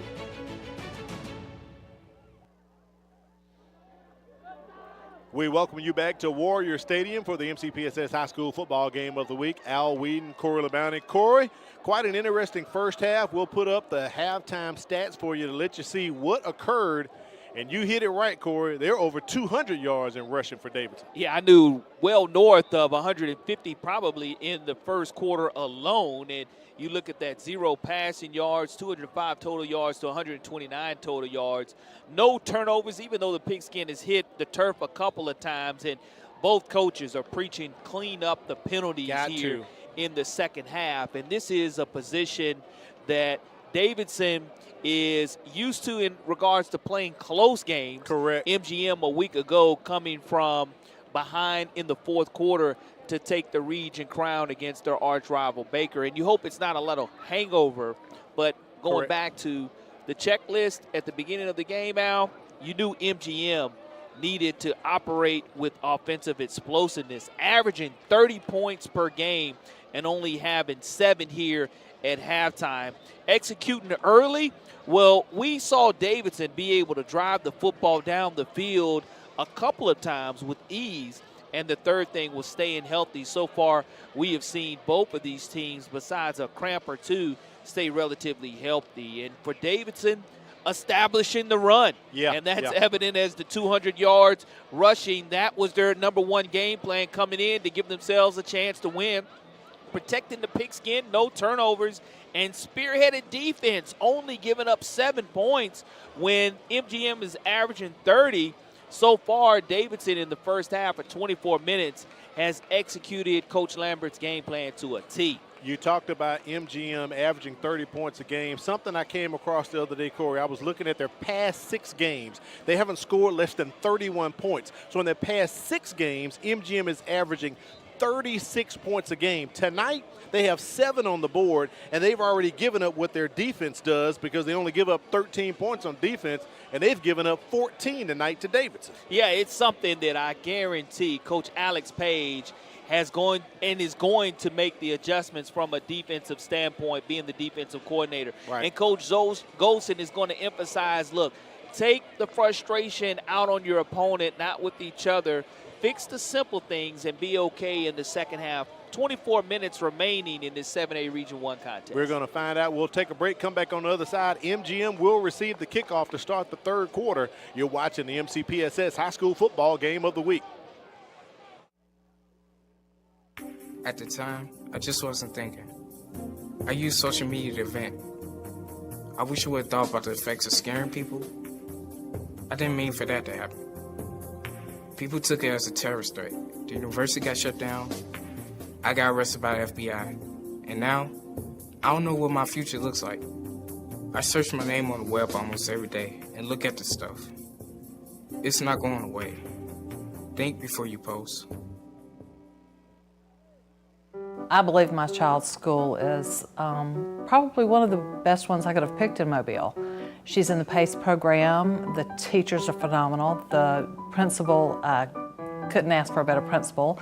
The research that I had done myself, I believe the quality of education in Mobile County Public School System is excellent. For me and my child, I'm going to stick with the public school system. I think it's the way to go.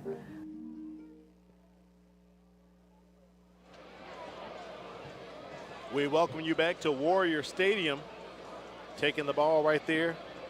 Gus Jones ready to kick off to start us here in the second half. Back to receive for MGM. JaKenyon Allen and Jaden Smith setting up at the 5-yard line. Davidson on top 14-7. Very interesting first half that we had. Corey, I'm going to speculate this is probably the lowest offensive output MGM has had all year in the first half. Probably outside of game one, I agree with you 1,000%. And they've rolled over a lot of points since that first game and that first loss and trying to go ahead and get started right in the second half. Allen takes it at the 2. He's headed up the middle. One guy to beat, Gus Jones, fakes him out. He's going all the way, pay dirt for MGM, and just like that, I told you earlier, the guy had some quick feet, instant offense. That's about a 98-yard touchdown return. Jakenyon Allen, 5'8", 160-pound sophomore. You see his smoking speed, folks, and that's exactly what the doctor ordered for the Sims team coming here off of the huge Battle of West Mobile. That's what you want, almost untouched. Special teams making a huge difference. And I talked to you at halftime, Al, when you sure could did. see warming up, MGM had a lot of energy and juice, and it just got squeezed here to start the second half. The snap, the kick is up good, and just like that, we are tied 14-14. I have known since I was in 4th grade that I was going to be a teacher. I really just truly enjoy coming to work every day and working with different sets of kids and just watching them grow and learn. I couldn't see myself doing anything other than teaching children, being a part of children's lives, being able to inspire them in a way that some people just aren't able to do. And to know that every day is a new day, a new opportunity to make a difference in the child's life means everything to me.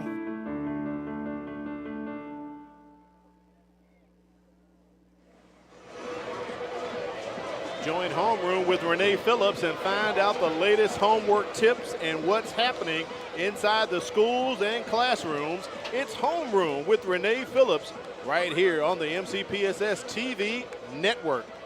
Corey, you are so correct. You made mention, you said, look at the energy. Look at how hype MGM is, and look at Davidson. They're kind of down. They're just kind of drifting about the sideline, and boom, Jakenyon Allen to the house. And here it is now, MGM with Uncle Mo having arrived here in the second half. Sure has. First play of the third quarter. Now we'll see if the defense is able to feed off of that huge electric 98-yard return. 3-man back to receive this kick from MGM.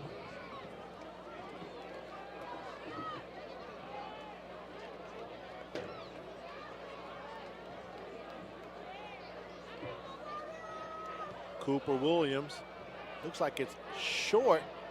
Gonna bounce right at the 20. It's a live ball. Davidson is fortunate. They do hop on top of it up to about the 24-yard line. That took a great Davidson Warriors bounce because Harrison was not prepared to field that off of that hop that it took, and MGM's gunners were running down the field at full speed and almost scooped it off the turf. Now, we'll see if Davidson is able to control the line of scrimmage or whether those adjustments that we've always seen Alex Page and his defense make, we'll see how much energy and juice both of these trenches are going to show us here in the second half. As we like to say, Corey, Davidson punched in the mouth. Can they come back and react? Can they adjust after getting hit with that kickoff return touchdown from Allen? 1st and 10 from the 24. Harrison with the carry. And a flag comes in near the pile there. Maybe about a 1-yard pickup. Let's see what the call is going to be. Paul Green getting early work, holding against Davidson. Right there in the middle, in the heart of the line of scrimmage. An early drive killer for Davidson.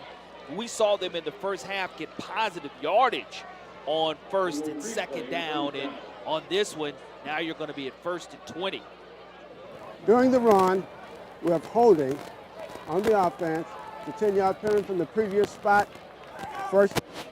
That'll push the Warriors back to the 14. You can see pause right there, all on one of the backers.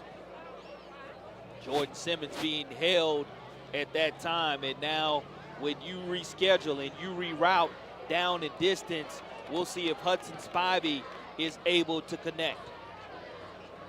First and 20 from their own 14.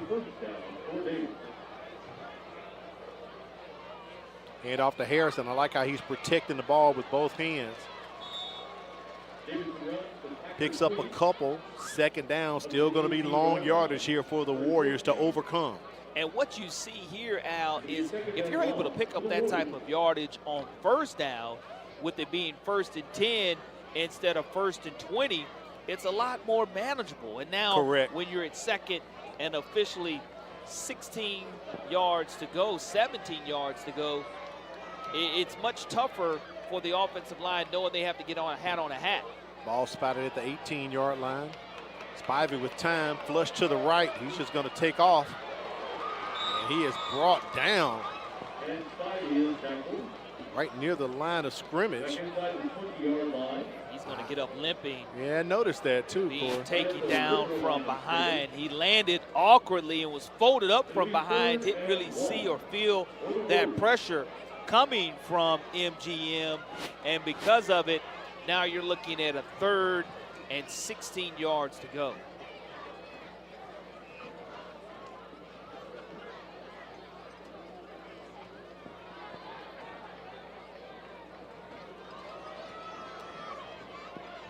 Ball on the 18, no gain on that play. MGM pretty much going back in almost zone coverage. Spivey had no one to throw to. A flag does come out. Holding was easy for Paul Green to have, and Caleb Morris, also the nose guard, was able to come away with the sack. So really, it's do I want to take the yardage or do I want to take the sack after the penalty? You know, it's a decision there no matter how you look at it. 4th down coming up. Holding on the off. 10 yards. And MGM does decline the penalty. You can see it right there. That's Jordan Simmons, number 7 in white, putting on a clinic the way Chicken Guerra did 1 week ago for Viger. Harrison now standing in his end zone, awaiting the punt.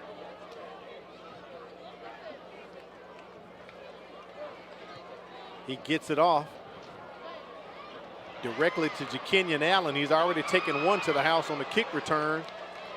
And great field position coming up here for MGM, but a flag comes in toward the end of the play. And Corey, this game is just being littered with laundry tonight.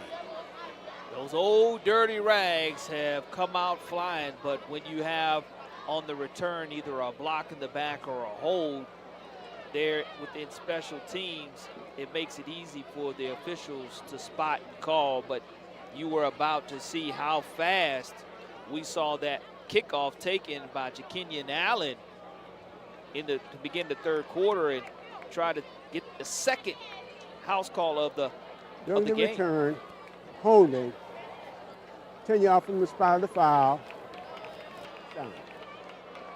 So that's going to push MGM back, take some yards away from that nice return by Jakenyon Allen. So ball's at the 42 here for MGM. Really their first time the offense has touched the ball here in the 3rd quarter, because Allen ran the kickoff return back for a touchdown. Watch Shondell Harris here be able to dictate this offense here in the 3rd quarter. Pass to Devin Petway on the screen. Another flag comes out. I wonder if they're going to catch MGM with a hole. You can see Jaden Smith locked up with one of the DBs for Davidson. Let's see what the call is going to be from Paul Green. And big John Stevens, the left tackle, 6'3", 285-pound senior, really anchoring that offensive line.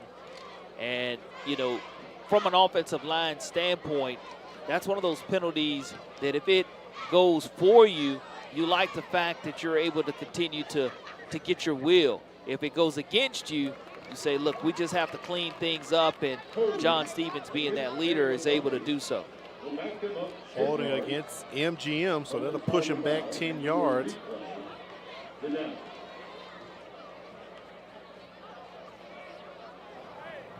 During the run, we have holding On the offense, a 10-yard penalty from the spot of the foul. Replay first down. So it is a spot foul, so they're going to place it at the 44-yard line. So it's going to be 1st and 11 coming up here for MGM.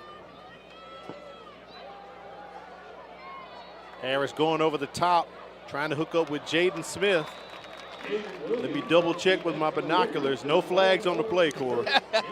That's one of the things that we have not seen really besides the opening kickoff of the third quarter. Right. For there not to be a play with a penalty flag. And you see Harris's arm and the arm strength that he does possess just hasn't been able to really be on target with his receivers in the intermediate and deep routes tonight. But Harris still such a vital threat with his legs scrambling and making receivers come back to the football. I like the play call right there by Zach Golson. 1st and 11. Take a kill shot right here, take you to 2nd down. Get behind the wheels of Shondell Harris, tries to turn the edge. He's forced out of bounds. I think he'll pick up about 2 or 3 on the play, so it'll be 3rd down and long coming up here for MGM. One of the things that I love about Shondell Harris, he was our Crichton Optimist Club Player of the Week this past week after their huge win against Baker. But his versatility and the fact that he played cornerback last year full time and this year has switched over to play quarterback under the tutelage of Zach Golson has done a great job making the transition.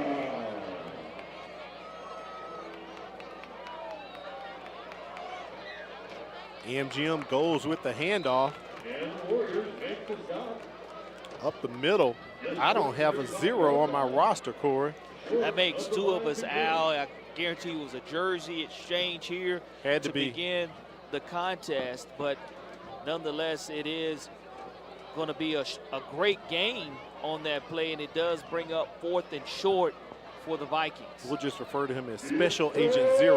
Love it. For the remainder of the game. 4th down. No surprise here. Shondell Harris up the middle as Davidson is just trying to catch up with him to bring him down. He gets the 1st down easily, running north and south. The shiftiness of Shondell, once he does get in that hole, he's able to hit you with the stutter step and kind of make you freeze as a defender, not knowing where and how to lunge. And that's a great run to get Shondell Harris established, his confidence established here in the 3rd quarter. 1st and 10 for MGM. Ball's at the 25-yard line of Davidson. Al Whedon, Coralie Bounty handling duties for you tonight. The MCPSS High School Football Game of the Week. This is MGM's last regular season game as they are on a bye next week. Devin Petway with the carry. Gets it close to another 1st down. Petway having an opportunity to play a little wildcat there, and of course behind that we do have something that we've seen a lot of here in the 3rd quarter, another penalty flag. Flag on the play. It is senior night here for Davidson. Next week they will travel down to Dauphin Island Parkway to take on BC Rain for their season finale, and this one is coming back. That'll negate the run right there by Devin Petway.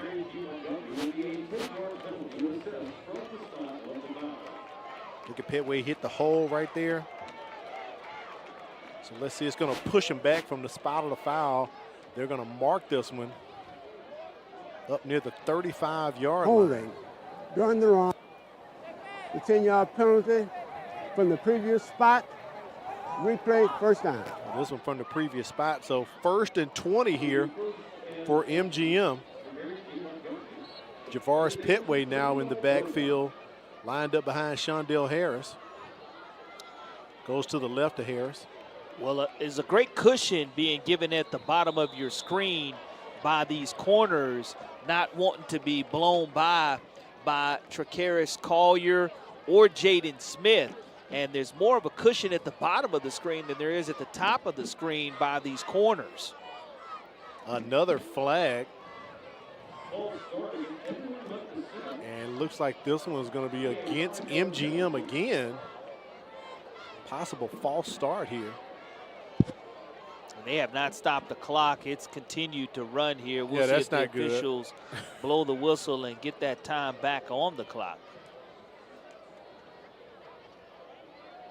So two things Paul Green going to have to deal with here. Prior to the snap, we're a false start on the offense, 5-yard penalty in the previous spot, first down. So the clock is saying 7:21, Corey. I saw it running continuously. I don't know if they're going to put that time back on or not. And there it is, 7:46. Technology is something else these days, Corey. It's amazing. Great job here of the officials spotting that the clock continued to run. And now Paul Green, he's signaling where he does want it stopped. And they're trying to compute it. It needs to be right around 7:46. So that's what Paul Green is waiting for them to put back on the clock. Right, it was there, and then the clock started. And I don't know if they took for him ready to play, but we were coming off of a dead ball foul, so the game clock shouldn't have been running, Corey, after that. It's 7:46. 7:46. After the last penalty flag, it was 1st and 20. And let's see if it's going to stick this way. So it will be 1st down and 25 for MGM. And now the play clock's rolling. I think we're good. Petway goes into motion to the left. Harris with time. You know what this means. If he doesn't see anyone, he's going to take off, but a flag is thrown by Paul Green. Shondell Harris inside of the original line of scrimmage of the 25. MGM continuing to shoot themselves in the foot here, Corey. Well, I will tell you this. This is really going to drive Coach Golston nuts when he looks at the film with his guys, because that's close to that 8th or 9th penalty of this contest that has cost his team 10th penalty. During the run, 10-yard penalty from the previous spot. Way the foul was behind the line of scrimmage. Remains first.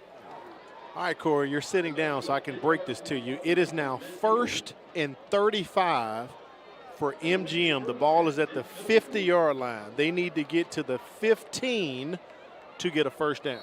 Well, that's something that I know getting half of this Harris is able to do, folks. If Harris rolls to the open side of this field, not the short side, watch out by his feet. They're setting up the screen. They get it out to Jakenyon Allen. That's instant offense. Look at Allen trying to hit the corner, and that is a touchdown. 50 yards on a screen play to Jakenyon Allen, his 2nd touchdown tonight. Folks, I want you to watch this move. I call it the inside-out move. He just absolutely left the Davidson Warrior defender trying to pick up his mouthpiece and every other piece of his equipment as well. But what a quick, explosive play. Al, you talked about Allen's speed on the end around. It was remarkable to see it earlier, and now to see it here to begin the 3rd quarter. And this play, unbelievable. We'll take a break. MGM is up 21-14. Look at Jakenyon Allen go.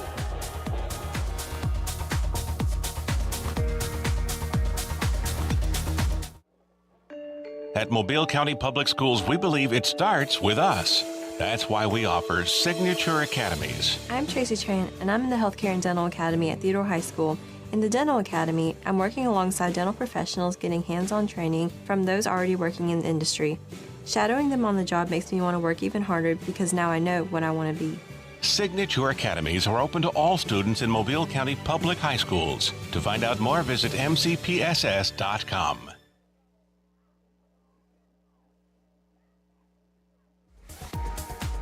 Don't forget, we'll have the Game of the Week Brain Buster coming up soon. Stick around for that. It'll be dropping between the 3rd and the 4th quarter. And Corey, I'm going to drop some knowledge on you right here. Jakenyon Allen, just by himself, has just been the entire offense in the 2nd half, because MGM got a bunch of penalties, basically. 98 yards plus that over 50 yards. Unreal. Very impressive by this young man, showing his speed and explosiveness, just turning on the Jets, giving the rest of the state of Alabama in 7A something to watch on film. You have to know where 2 is at all times.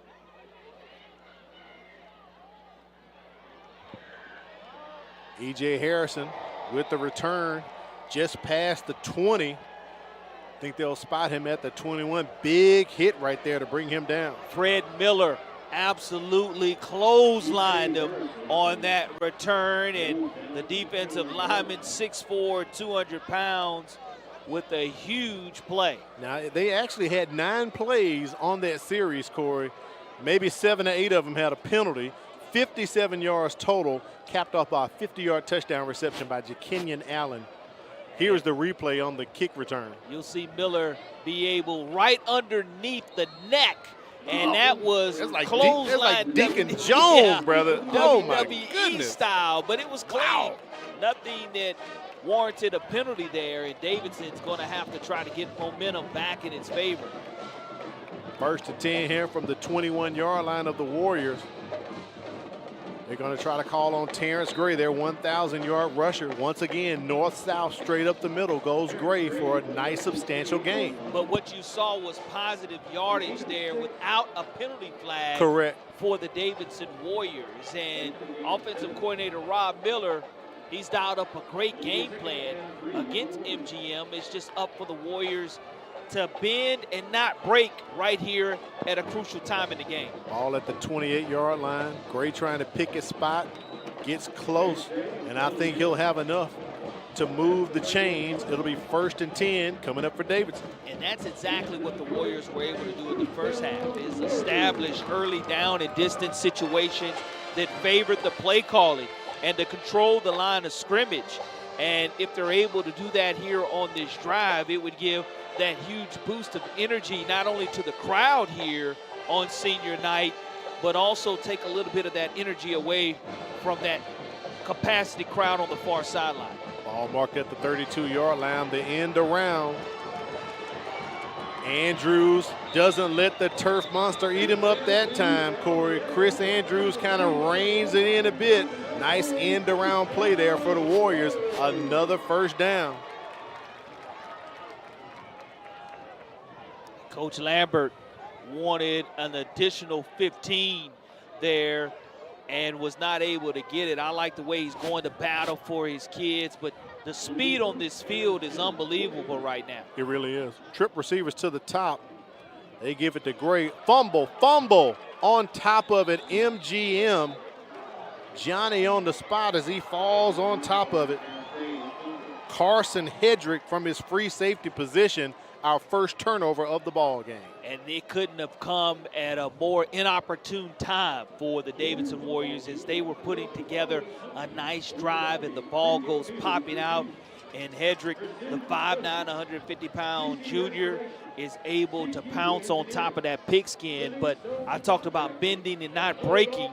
This is a pivotal point here with 5:42 in the third quarter for Davidson to get a huge stop, because MGM wants to go ahead and pad their 7-point lead. Ball's at the 48. High snap to Harris. They're trying to set up another screen. Devin Petway hauls it in, and he's surrounded immediately by the Warriors. They collapse on him. No gain on the play. A great job of Cameron Williams from his defensive end position. 6'1", 260-pound sophomore, coming up with the 17th tackle of the season, solo style. And now with no gain on the play, Coach Golson has been able to work the short side of the field and the perimeter passes. Double stack receivers to the top. Play action. Oh, they caught him on the hitch and go. Look at Jaden Smith as he gets down to the 20. Nice deception right there from Shondell Harris. A little show the run. After he shows the run, he's able to show Jaden Smith an accurate pass and put it on the money, and the verbal commit to South Alabama has his 22nd reception of the season. MGM back in the red zone. Ball's at the 19.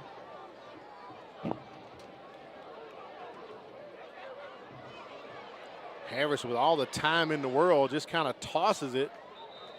Ball goes out of bounds. Smith tried to get his paws on it. He couldn't. Second down here coming up for the Vikings.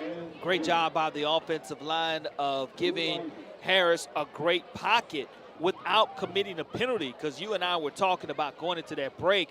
1st and 35, and you're able to make a house call. That is unbelievable. Javaris Petway in the backfield just to the left of Harris. They hand it off to him. Cuts back up. I think he tripped over one of his linemen's leg as he was trying to make that cut to the left, Corey. Yeah, we've seen a lot of slippage tonight with not the type of precipitation that we saw a few weeks ago, but both teams just struggling to really keep their balance, and both teams will be happy with the results in the stoppage defensively. 1 yard gain for Petway. Harris goes sideways like Patrick Mahomes, gets it to Devin Petway. That should be enough for another first down. They're inside of the 10, so it's going to be coming up 1st and goal here for MGM. And coming up a little bit slow for the Warriors is Early Young, the defensive lineman. He does now go ahead and fall down. Yep. And I was hoping that he would, because what it does is it allows a unhealthy defender to be out there for MGM to take advantage of. 4:34 remaining here in the third quarter. Looking across the pond before we take a break. Baker 34, Fairhope 0. Baker trying to get that number 2 seed. We'll be back in 20 seconds.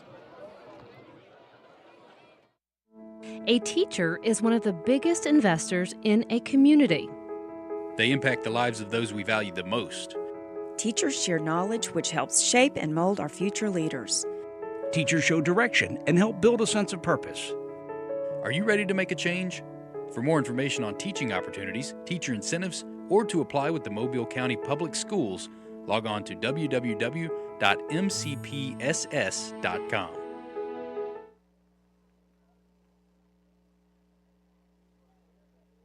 Coming off the field on his own power, assisted by the trainers there, so it'll be 1st and goal here for MGM. Ball's at the 6-yard line. Vikings up 21-14. Corey, if MGM scores here, could this be our last time seeing Shondell Harris tonight?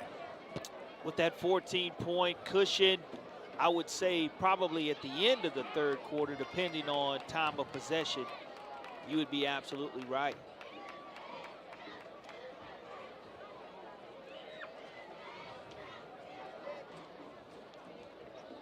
They hand it off to Devin Petway, cuts back up in the middle, gets maybe to the 3 or the 4. See where they mark his progress at. Great job of being stood up after trying to get downhill by this linebacker core of Davidson. And 2nd and goal here, right in the middle of the field. The playbook is wide open. It is. He gets to the 4. Jordan Doss comes over from defense in the backfield here with Shondell Harris. They're also bringing in Cooper Turner, tight end, number 87, his first action tonight. Zach Golson told us we'll probably see him. High snap. Simmons does play defense, but his former defensive teammate, Shondell Harris, falls on that loose ball. And Harris showing his displeasure with the result of the play. And it will now be 3rd and goal, but you know, MGM just has to continue to clean things up, because especially inside the red zone. But I will say this, Al, we saw them score on 1st and 35 from almost the 50 with ease. So you really have to be aware of where number 2 is if he checks into the contest, but also knowing that the slot Petway is our impact player for a reason also. 3rd and goal from the 7. Pressure on Harris, they flush him out. Almost intercepted by the Warriors, had his hands on it. Travis Davis couldn't bring it in, but he's excited. Travis Davis, the 5'9", 150-pound senior, just reads Harris's eyes, tries to undercut this route, and almost comes away with the interception, but it does bring up 4th down, and MGM will attempt its first field goal of the night. Cooper Williams on for the 25-yarder on the season. He is 1 for 4 for field goals. The snap, the hold, the kick is up, and it is good. MGM extends the lead 24-14. Mobile County Public Schools' Signature Academy program is here to help those students who want to jumpstart their career right out of high school. With more than 100 specialized courses ranging from engineering, computer networking, nursing, welding, and more. We prepare students for college and career readiness. To learn more, log on to MCPSS.com. Mobile County Public Schools' Signature Academy program, preparing students for life.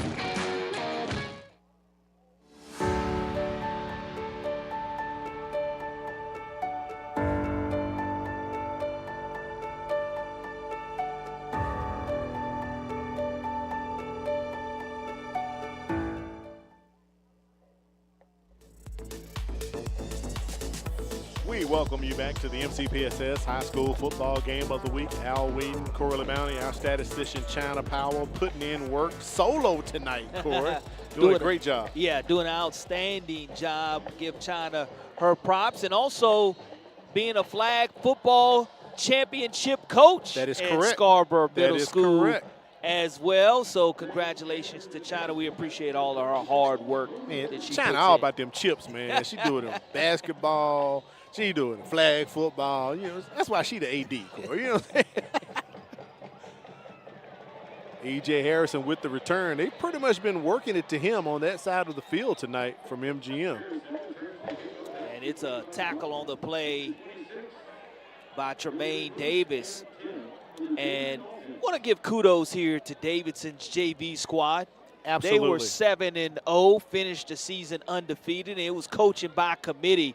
Yeah. All the varsity coaches chip in to coach the JV program here at Davidson, and they wound up being 7-0 and undefeated champions. That's a great future for John Lambert and his program here, because as we stated, for him, he has 24 seniors on this squad. So that's a good look for down the line here for the Warriors. And you saw a shot of the visiting crowd from MGM.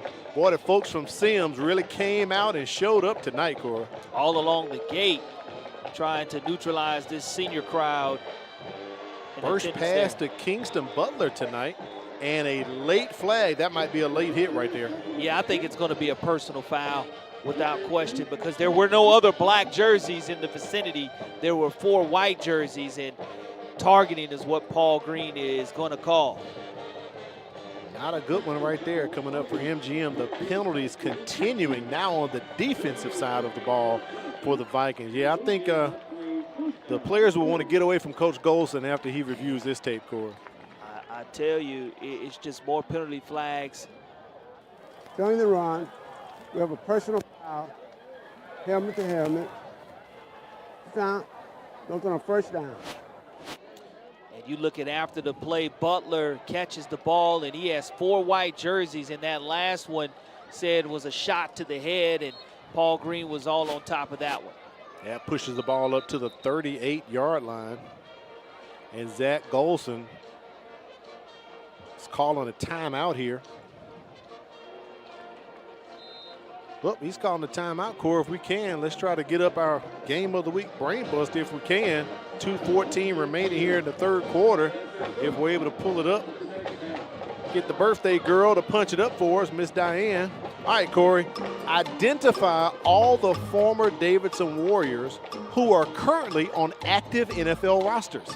Is it A, Cedric Johnson, B, Jaquaski Torre, C, Cephas Johnson III, or D, Jimmy Ward?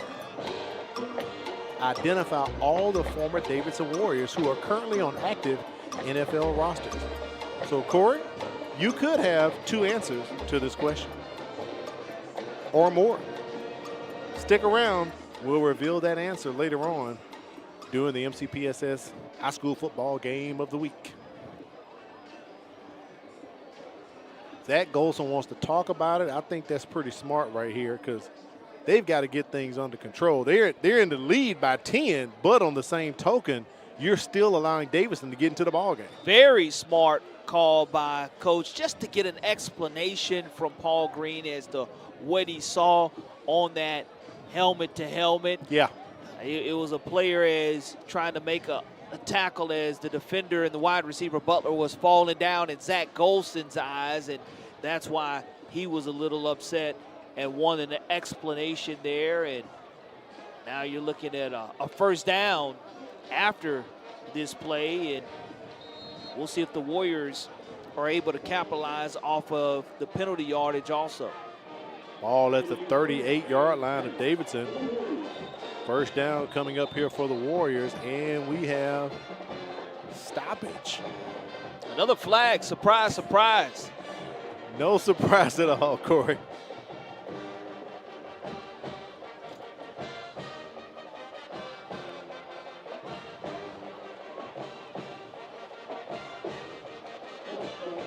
Prior to the snap, false start on the offense, 5-yard penalty. And that'll push the Warriors back 5 yards here. Again, it's just a drive disruptor when you have those false starts on first or second down early on down and distance. Up the middle with the run goes Davidson. E.J. Harrison with the carry. Stop by Picks up about 2. Yeah, Morris on the stop after the positive falling forward. But Al, you go from what would have been a 1st and 10 to a 2nd and 8 instead. Now you're at 2nd and 14. And that's just a huge difference when you try to create your on target, on schedule play calling by offensive coordinator Rob Miller. Trip receivers here to the near side. Looking for the pass as they set it up from E.J. Harrison, trying to get it to Kingston Butler. Goes out of bounds. Davidson trying to go a little trickeration. 3rd down here coming up for the Warriors. Not having success there, and we'll see exactly what happens here on this 3rd down call. The clock stops with 1:27 remaining in the 3rd quarter, so that's the only non-positive aspect there for Davidson in this situation, because I know Coach wants to bleed as much time off the clock as possible and have a methodical drive that takes and bleeds the clock down to get closer score-wise.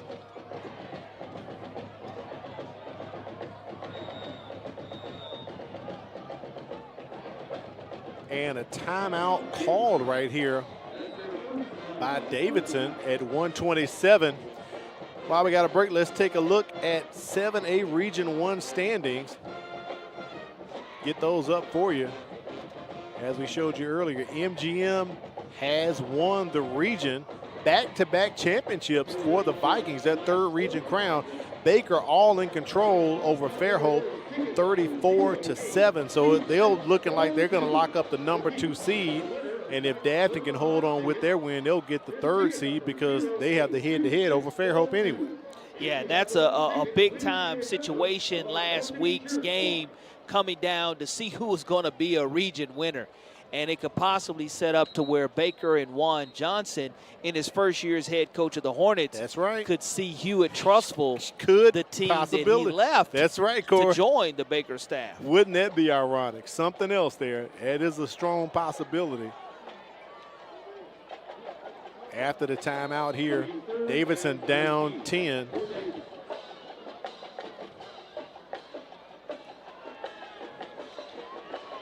Pressure on Spivey. Can't get rid of it, so that's going to take Davidson to 4th down.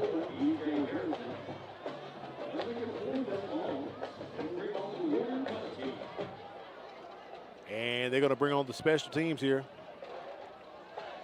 Harrison back to punt. After this punt, we'll take a look at the state polls brought to you by the Alabama Sports Writers Association. We'll start with a 7A poll. Mr. Excitement, Jakenyon Allen, sets up at his 35. Nice punt by Harrison. And Allen's just going to stay away from it. Let's take a look at the 7A poll here from the Alabama Sports Writers Association. Auburn holds on to their #1 ranking for another week, but there are some changes. Central Phoenix City falls to 5 after their loss to Opelika, and Thompson drops to 7 after their loss to Hoover. MGM still at 4 after their overtime win in the Battle of West Mobile against Baker, which now drops the Hornets down 1 spot to 10. And outside looking in, the Daphne Trojans, Corey, they've kind of gotten things together. A lot of people had written off Daphne, but they kind of righted the ship toward the middle of the season. Kenny King getting things going on the Eastern Shore from a 7A standpoint and back in the playoffs this season. Low snap to Harris, rolling to the right. Wide open is Devin Petway. Corey, I think you could have hit him on that one. Gets across the 50-yard line. Big pickup for MGM. The second time that we've seen almost the same exact route being run, and a busted coverage in the Warriors secondary led to that huge explosive play. But credit Harris with the throw and an outstanding catch as well. Before the play is snapped, we have a stoppage timeout called by Davidson right there. John Lambert decides to call another timeout. As take a look at the 5A poll, we'll get it up. Montgomery Catholic still sits at the top here in the 5A poll. But last week's #2 team, Gunnersville, suffered their first loss of the year, so they tumbled down 4 spots to 6. That allows everyone in front of them to move up 1 spot. So Viger is now the #3 team in 5A. After they lost last week to Viger, Williamson falls down 2 spots to #9. And we'll wrap it up with the 6A poll. The Saraland Spartans remain the #1 team in Class 6A. Clay Chalkville falls to 5 after losing to Oxford last week. Oxford now sits at #3. Spanish Fort eases up 1 spot to 7, and St. Paul's makes their first appearance in the poll, checking in at #10. Big game tonight, Saraland and Theodore taking place. Theodore still in the playoff hunt, Corey. Yeah, I mean, you control your own destiny. Nothing like being able to control your own destiny to make it to the playoffs, and we'll see how Steve Mask is able to come away with trying to stop the Spartans' success here to end the season. 1st and 10 here for MGM as we're approaching the end of the 3rd quarter. We'll get that game of the week brainbuster answer coming up here for you shortly. JaKenyon Allen goes into motion. Shondell Harris takes off to the left, and he's just going to scoot out of bounds near the 42-yard line. Great job by Harris, knowing what the defense was giving him and nothing else, and being able to stay upright and not be hit. Harris goes out of bounds. 40 seconds left here in the 3rd quarter. 2nd and 8. Now to the right. Trying to find someone, gets past the line of scrimmage. Can't throw it now. Stays in bounds. Powell continues to move as Harris keeps those feet moving. Game clock under 30 seconds, so I think that'll be our last play of the 3rd quarter here. And some other scores from around the area. Al, you mentioned that Saraland Theodore score, and Theodore trying to scratch and claw, but Saraland 42-0. Not enough clawing and scratching there, Corey. And Harris going to take the snap and just drop down near the 50-yard line. That'll be the last play of the 3rd quarter. MGM on top 24-14. Came out here in the 2nd half and really opened up on Davidson. All right, it's time to reveal the game of the week brain buster answer. We'll get the question up for you, and then we'll give you the answer. All right, Corey, identify all the former Davidson Warriors who are currently on active NFL rosters. Is it A, Cedric Johnson, B, Jaquaski Tart, C, Cephas Johnson III, D, Jimmy Ward? Which combination? Is it 2, is it 3, is it 4, Corey? I want to say 2. I know Cedric Johnson said he being with the Bengals. Who they? Okay. And I want to say also maybe Tart with the Texans. Okay. All right. So, Corey, you're going with A and B? Yeah. All right, we'll get Miss Diane, the birthday girl, to hit the button and reveal the answer. And Corey, the answer is close but no cigar. Cedric Johnson with the Bengals, Jimmy Ward with the Texans. And Corey, I can totally understand why that could confuse you. A couple of years ago, Jimmy Ward and Jaquiski Tart were teammates for the San Francisco 49ers. Remember they went to the Super Bowl a couple of years ago? Lost in the Super Bowl. Historic. And they both played where?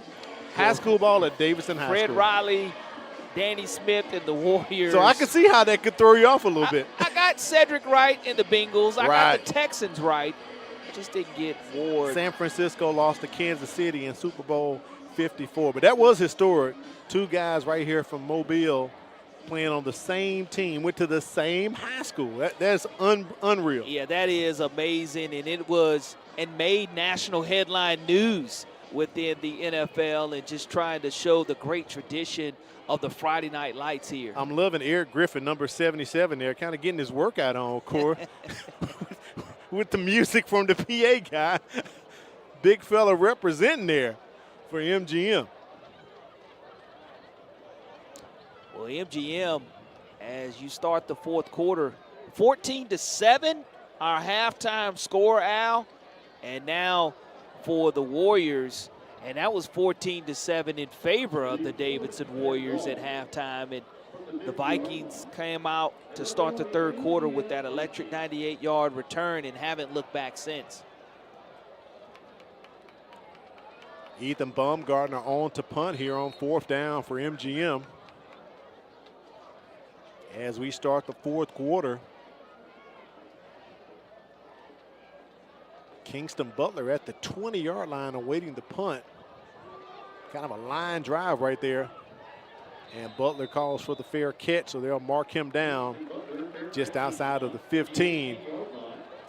Davidson not out of this thing, only down 10 points. That's 2 scores with 11:51 remaining in the contest, and we've seen them open up and explode like they started the ball game tonight. Yeah, you hit the hole and go untouched on a nice little run set up by the gaping holes created by the offensive line. So we do know how explosive Davidson's running backs can be, Terrence Gray and Edward Harrison. So we'll see if that trend definitely continues here on this drive, or whether Coach Page says not so fast. Hand off to Terrence Gray. Man, he is met right at the line.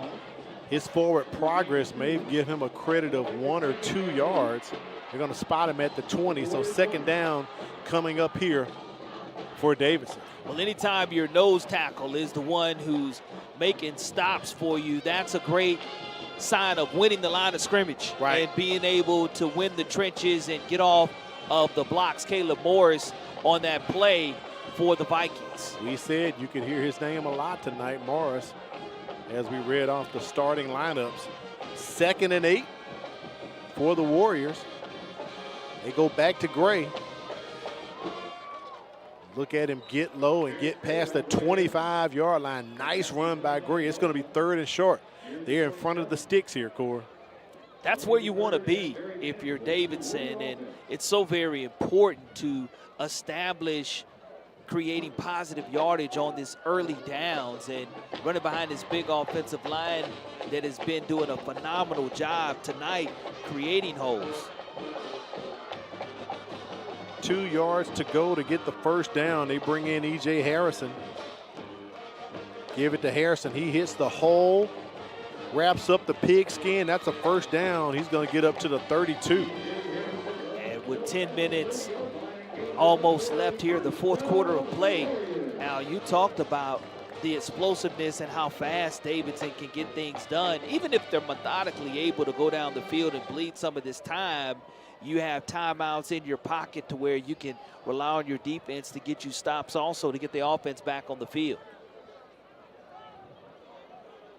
1st and 10 here for the Warriors.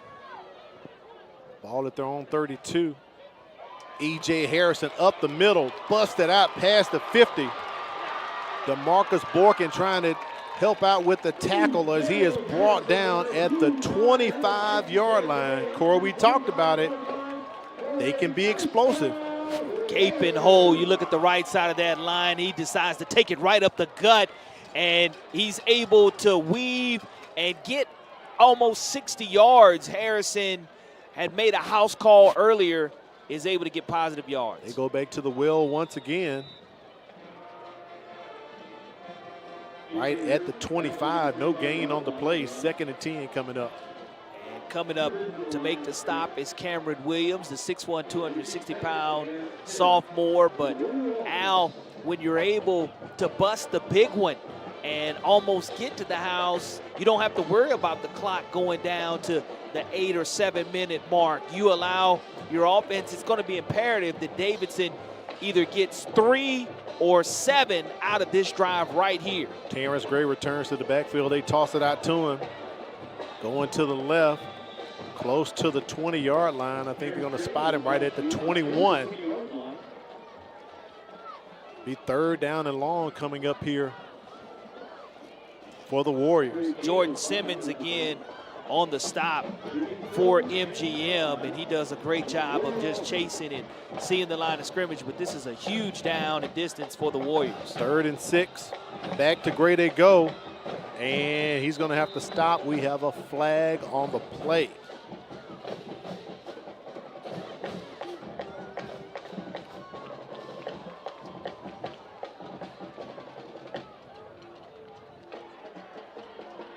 It's against Davidson, which it looks like it is. They're walking backwards. It sure is. Yep.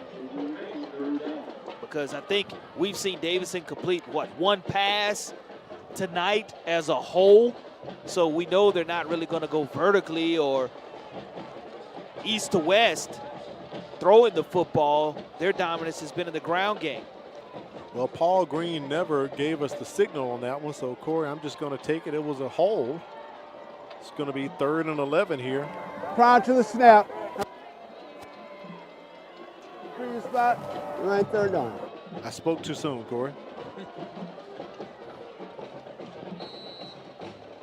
Kingston Butler all by himself at the top. Pressure on Spivey. They force him out. He's going to his left, throwing right. That's never good for a quarterback. And has to chunk it out of bounds. 4th down here for Davidson, and it's definitely go for it territory. Well, your best play call here coming from offensive coordinator Rob Miller and head coach John Lambert. Hudson Spivey, we've seen him pick up a couple of 1st downs using his wheels. True. But that was maybe only of 3 or 4 yards. We haven't seen him with a 10-yard scramble. And you know, in this situation, MGM is thinking run, run, run by these great running backs who have amassed over 200 yards combined rushing. And a stoppage. One of the officials has stopped the clock. I don't know if he's noticing a uniform issue or something. Not a timeout call by John Lambert. I don't know if it's something with the clock. The 8:16 on the clock. It is a clock issue. So good job by the crew to recognize that. I think it's going back up to 8:16. It's our 2nd time tonight we've had some clock issues there, Cora. Yeah, and it's up to the crew doing a good job of getting it right. Here it is, 4th and 11. Big play for Davidson. Terrence Gray in the backfield. Spivey rolls out to the right. Kingston Butler, look at the soft hands as he hauls it in. That's a 1st down. The Butler did it, folks, and the Butler delivers. He gives room service for the Davidson Warriors. 6'3", 152-pound sophomore with an outstanding catch, and you mentioned it, cradling that football, creating a fresh set of downs. Keeps the drive alive down to the 13, and they just surround Terrence Gray. The Vikings wrap him up. And those red gloves that he does have on, I mentioned his brother playing in Houston for the Cougars. That's right. DJ Butler being an all-state performer here for the Warriors. I wouldn't be surprised if those are Houston Cougar gloves that he has on. Wouldn't surprise me at all, Corey. No gain on the play for Gray. Game clock still running here for Davidson. They're being deliberate, taking their time. That's their MO.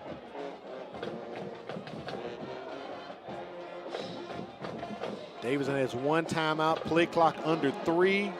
They've got to get it off to prevent the delay of game. And they do with the shovel pass, trying to catch MGM off guard to Chris Andrews. Well, they're all on top of it. Maybe a 2-yard pickup. 3rd down. Jaden Hollins, the 6'1", 165-pound will linebacker, on the stop for MGM. And just like we saw them come away with a huge 4th down play, you look out on the field now, Allen, it's already 3rd and 8 for the Warriors in the red zone. Check that. That was Dwayne Nash on the shovel pass there. Haven't called his name since the 1st quarter. Another big play coming up here for Davidson. Rolling out to the right. There's Spivey. And throws that one away. It was intended for Butler. I think he ran into one of the chain officials. We like to see Butler get back up and be healthy, but you know, if you're a defensive coordinator, where they went to get the 1st down the last time, that was to number 18 and Mr. Butler. And this time we'll see if they roll the pocket to the short side of the field, which is MGM sideline, or whether they go ahead and roll them left.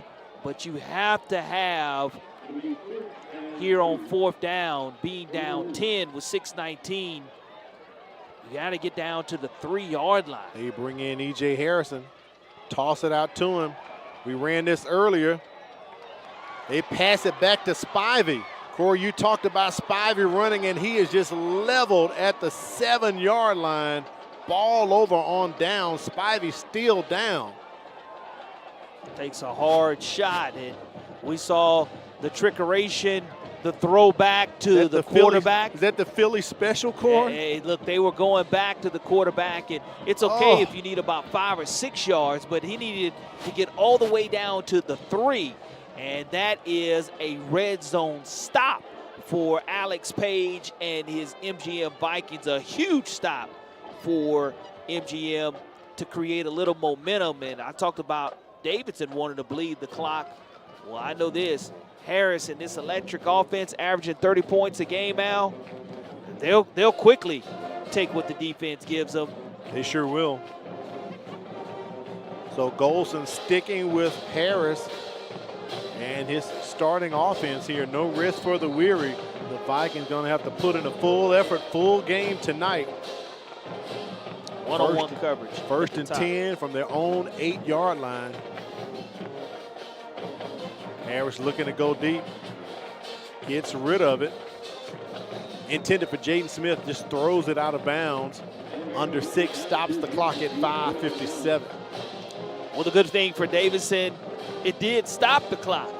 And don't be surprised with that one-on-one coverage if they go back to the same defensive principles and philosophy, that Harris won't pick up on that coming from the sideline. 2nd down at 10. Ball's at the 8-yard line.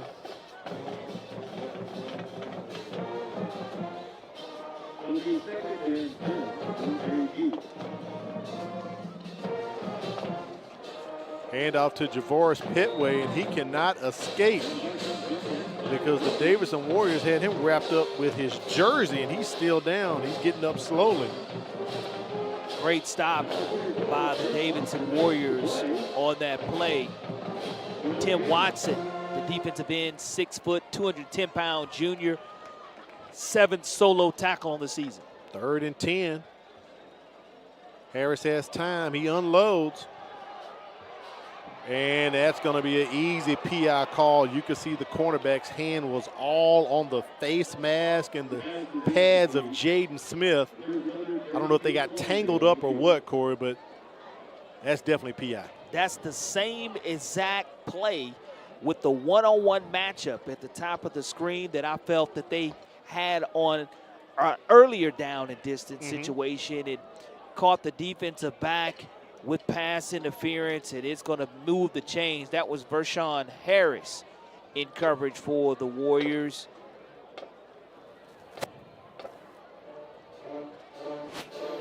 And on 3rd and 10, you go from 3rd and 10 to 1st and 10, and that's a huge play for MGM. Yeah, it pushes the ball up to about the 23-yard line. The 15-yard penalty goes on first down. Gets MGM out of the hole they were in. They were on the 8.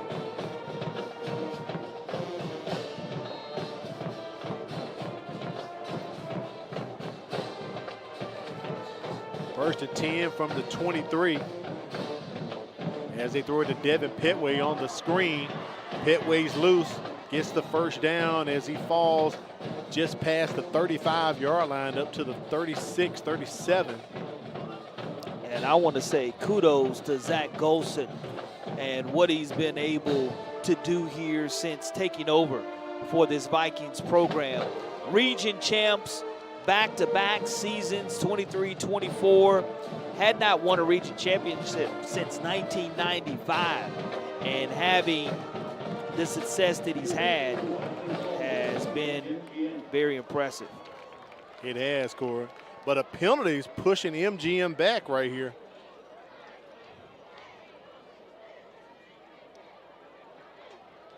And Zach Golson, that's probably the 15th or 16th penalty of the night called against MGM. It is quite substantial, and they're still walking after this hole.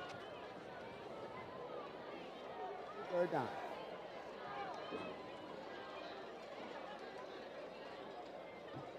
They're going to go third down. Third down, and I believe they are at the 13-yard line.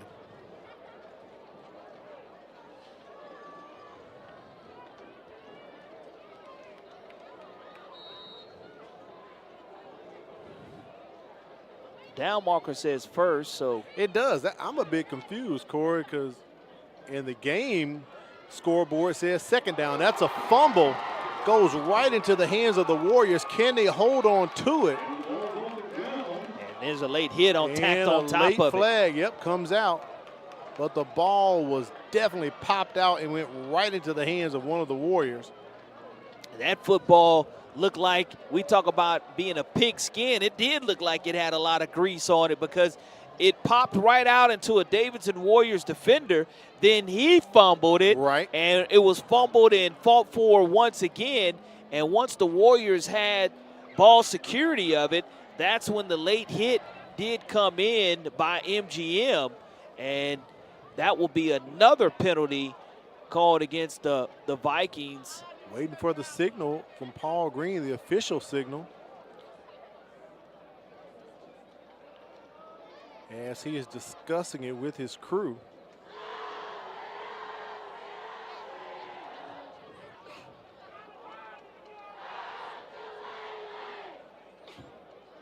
And the ball, Al, looks like it's right at the 23, 24-yard line.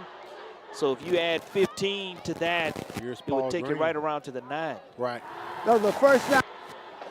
At the end of the run, we have a personal foul on White. We're playing 10 yards, and it's going to be first down from Montgomery. So it's still MGM's ball. Here's the replay. Ball stripped out. Right out. Popped right out, but apparently MGM got it back. I believe that may have been Devin Petway right there with the ball. And I don't know how Or Davidson Jaden wasn't Smith, able to secure it. May have been surprised when it fell in his hands, Corey. The young fella. I don't know if we can get it back up again if Charles can, but it looked like it popped right into his hands. And right back out. In and out. That's a break. How for fortunate MGM. for MGM. And here's the ball loose, and two of them are fighting for it. Yep. Yeah, that's Jaden Smith, number 6 right there. Johnny on the spot. Wow. So after the penalty to mark it off, and Davidson doesn't even know where to line up. MGM's over here on the other side of the 10. First down. So another personal foul has been called. So now it's second down for MGM. Well, we saw him convert on 1st and 35.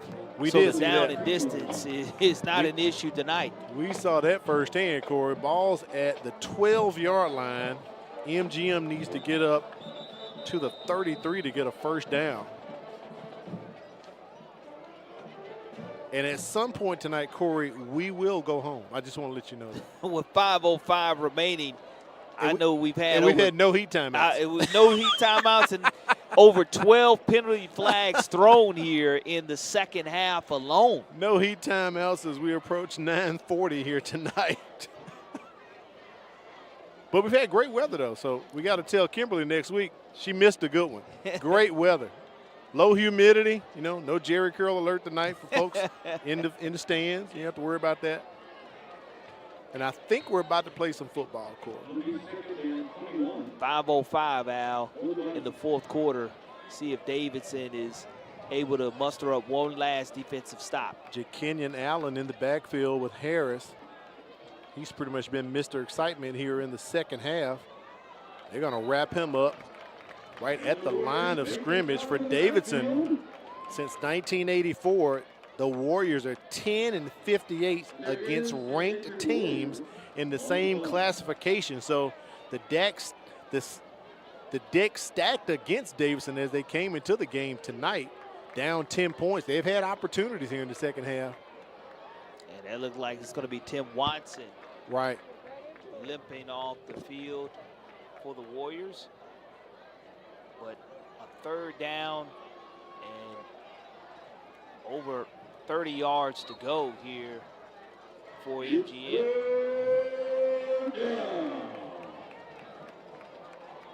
Zach Golson continuing to platoon different backs. Looks like Jordan Simmons is coming in behind Harris. Clock still running and play clock both. They're both running. I think Zach Golson's going to burn the timeout here with 1 second remaining at 4:25 left in the ball game. We'll take a break and come back. MGM on top. If you're looking for fun, fashionable, and affordable jewelry, it's here. It's Paparazzi. We have a variety of colors and styles of bracelets, rings, necklaces, and earrings for all occasions and for every event. New styles are added daily, which means you are always up to date with the latest fashion. For that genuine bling, join me, Charmaine Watson, the real jewelry lady, on Facebook Live Sunday through Thursday at 7 p.m. It's cute, it's fun, it's fashion, it's $5, it's Paparazzi. Each month, more than 90 guns are reported stolen from unlocked vehicles, creating the potential of serious injury or death. Lock it up. Many violent acts and crimes are committed with stolen guns. Lock it up. According to ATF, stolen guns pose a substantial threat to public safety. Lock it up. Be responsible. Take time to record your handgun serial number and secure it from thieves. Lock it up. Lock it up for me.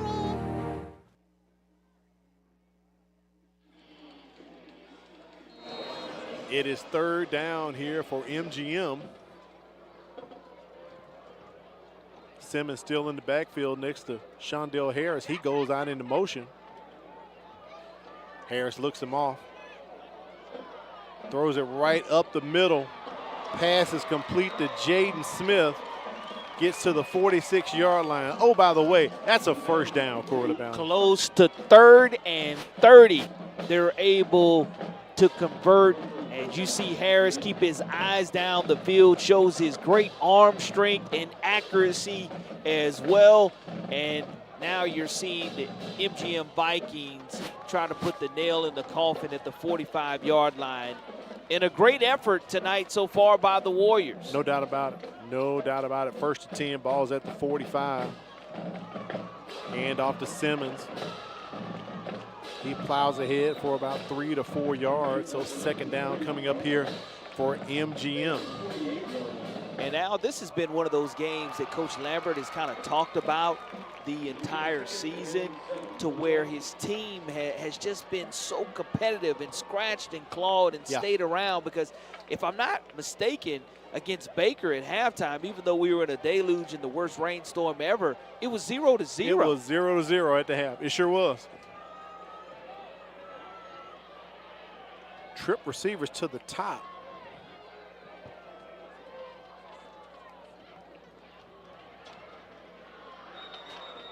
That's going to be a false start right there, Corey. I can see that one from atop the press box.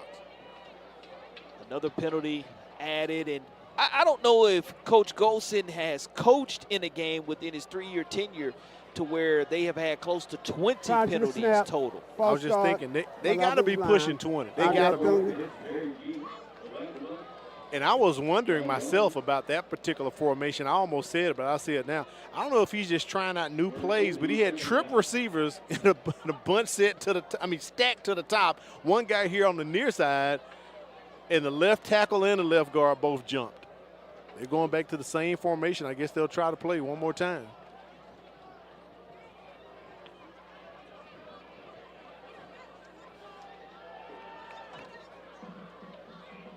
Jordan Simmons with the carry. Ball squirts out, but he's down. Ground can't cause a fumble, so he's down right there. And John Lambert calls a timeout, Corey. I think that's his last one. It is, and now when you have, after the penalty, he's out. Coming back 3rd down, now coming out of this timeout, Davidson has to get a stop or the game is over. Got to at this point. No timeouts. Looking at the scoreboard, Davidson's out and MGM has 2:46 remaining. Great night for high school football here at Warrior Stadium. Got to thank Coach Lambert and the crew for welcoming us back, our 2nd time here this season. And weather's much better, as we talked about him before the ball came. So, has it finally stopped raining here? So, but the field looked great. Great night for senior night. All the parents here come out, support the kids here. Awesome opportunity to witness some high school football here. And that Davidson band is still going. They've been cranking it all night, Corey. Senior night here at Warrior Stadium. And this is the 2nd year that this stadium has been used. And you can see the multi-purpose facility, whether it's the track or the soccer lines on the field as well. But it's a beautiful stadium. It is. Right here off of Azalea. And I know that the defense for Davidson wants to feed off of that band energy and get this stop here on 3rd down.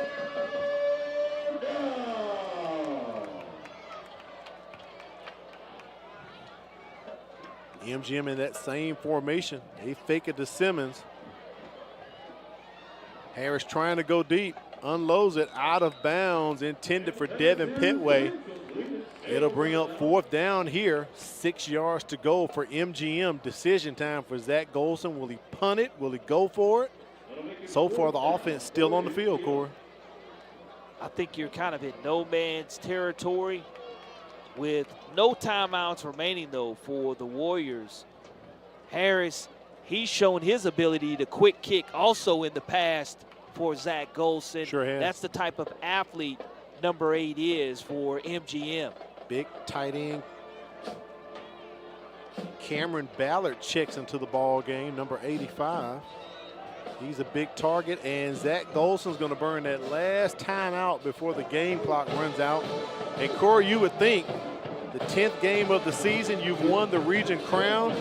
The chess match continues between Zach Golson and John Lambert tonight. Yeah, only a 10-point contest to where if he does punt it away and Davidson's able to have that explosive run or that quick hit, because I've seen throughout the game that Davidson, and you have as well, how fast their running backs are to where it's a track meet to where they hit you with a 55 or a 40-yard run, and that stops the clock as the chain gang moves, so they can score, and then the only thing you're left with there is preparing that onside kick. That's why that last stop in the red zone by the MGM defense was so huge. It was. Because no points were given away by the defense. Davidson decided not to kick the field goal and get the points on the board, and because of it, MGM now at 4th down, we'll see what they're able to come away with. And Coach Lambert felt probably going for it was better. The last field goal put up was a knuckler by MGM. So he said, hey, I need to get points on the board, but they were stopped. 4th down here. Play action. Harris rolling out of the pocket, reversing his field, and he's going to be sacked for a tremendous loss.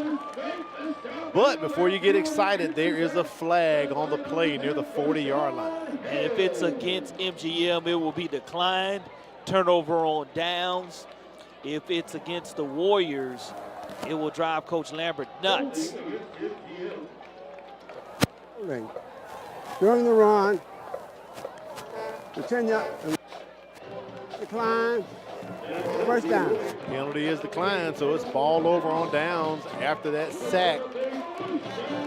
So the Davidson defense holds. You got a great field position here. Ball's at the 29-yard line, I believe. And now's the time to see here if you can get Butler the football, and if you're unable to get Butler the football, maybe Andrews on that end around to where he is your speedster number 6 for the Warriors. But whatever you do, you're doing it with no timeouts remaining on the clock.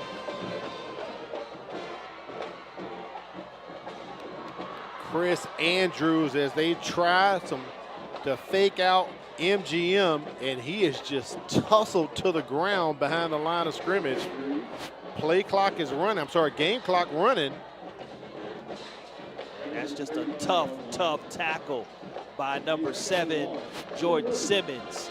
But Davidson has to have a sense of urgency here under 2 minutes to get to the line of scrimmage. A lot of seconds ticking off here, Corey. 2nd and 15 for the Warriors. Spivey's going to have to go deep.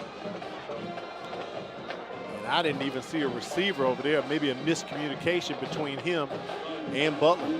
Well, the good thing is it does stop the clock and allow you to get that fresh 40 seconds on the play clock. But you definitely have to know where number 18 is in black if you're the Vikings. And just that quick, it is 3rd and 16. After this play, we'll get up our Career Tech Education Player of the Game. Play clock approaching 10 seconds for the Warriors. They need to get down to the 19-yard line to get a first down and a new set of downs across the middle to Kingston Butler. He is close, Corey. Let's see where they spot him at. The Butler did it, and it is going to move the chains, and that's exactly the combination that you wanted to go to. And MGM still has to be aware of where the Butler is, or he will make a house call. Ball right at the 18-yard line. Spivey rolling out to his right, pressure on him. Almost tackled, cuts back in. Look at the young fella go inside of the 10. Warriors on the move. That's enough for another first down. The chains will move, so it's going to be 1st and goal from the 7. Well, Butler, he is in the slot. And we'll see here if he's able to run a slant. A slant right was dropped earlier tonight. No, they're going to give it to Gray.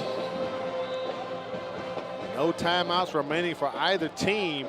Davidson's going to have to run tempo as we are 60 seconds here. Spivey calling for the call. Give it to me, give it to me.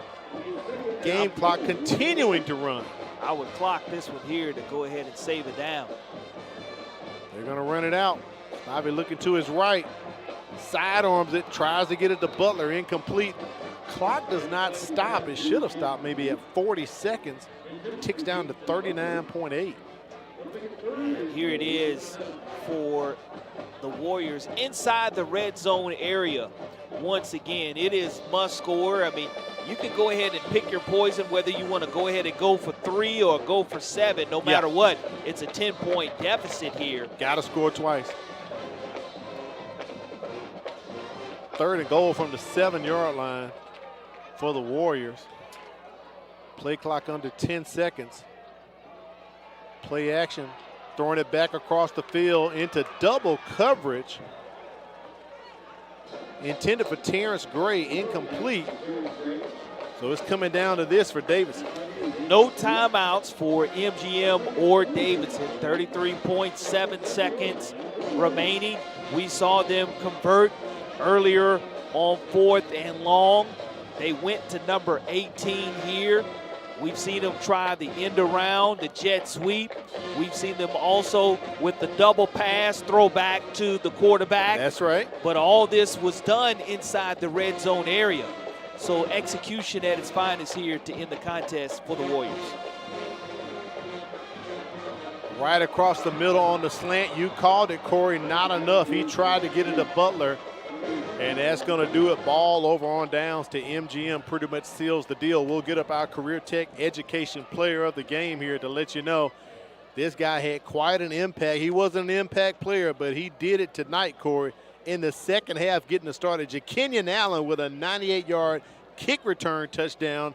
And on 1st and 35 from the 50, they throw it to him, and he takes it to the house again in the second half. Yeah, Allen was electric in the second half, and he showed tremendous speed and quickness in both of his touchdowns. Soon as coming out of halftime, you saw the juice by him, you saw the energy by him. Right. And it really propelled him to have that second touchdown, as well as he made an inside-out move, made the defender just grab nothing but turf and took it to the house. But this is going to be a hard-fought win for MGM. Too many penalties, but I will say this. At the end of the day, great teams find ways to win through adversity, especially on the road. So it's a tremendous job on senior night by Davidson. Sure was. They fought to the end. They did. It was ugly, but MGM pulled it out, Corey. When we put up the final statistics for the ball game, I'm going to say they're going to be close to 20 yards in penalties. Unbelievable. They get the win by 10. But, man, it was a rough go for the Vikings tonight. 14-7 in favor of the Warriors, and this second half shutout, even though there were some huge explosive plays gained by Davidson, they didn't quit. They weren't able to score in the red zone, and that was huge in the determination of the winner of this contest. But the penalties are something that going into this bye week and into the first round of the playoffs, MGM is definitely going to clean up. Got to overcome that. MGM will. Let's take a look at the final stats for tonight. We'll go right to it. 15 penalties against MGM, Corey. That is unheard of right there for a Zach Golson team. And the one turnover for Davidson, MGM was able to get those 297 total yards, but the passing yards and the rushing yards, that's amazing in the discrepancy there. Gashed him for 295 yards. So Alice Page will have some work to do during the bye week for the Vikings as they wrap up their regular season with a 9-1 record. Next week, it is Halloween night. Get your Thriller music ready, Corey. We're going to have a good time. We're going to Viger as they host Baker. Both of these teams are playoff bound, so we're going to find out who we will see on the field Halloween night over at 913 North Wilson Avenue. For Corley Bounty, our statistician, China Power, I'm Al Whedon, thanking you for joining in. MGM gets the win by 10, 24-14. Have yourself a great weekend.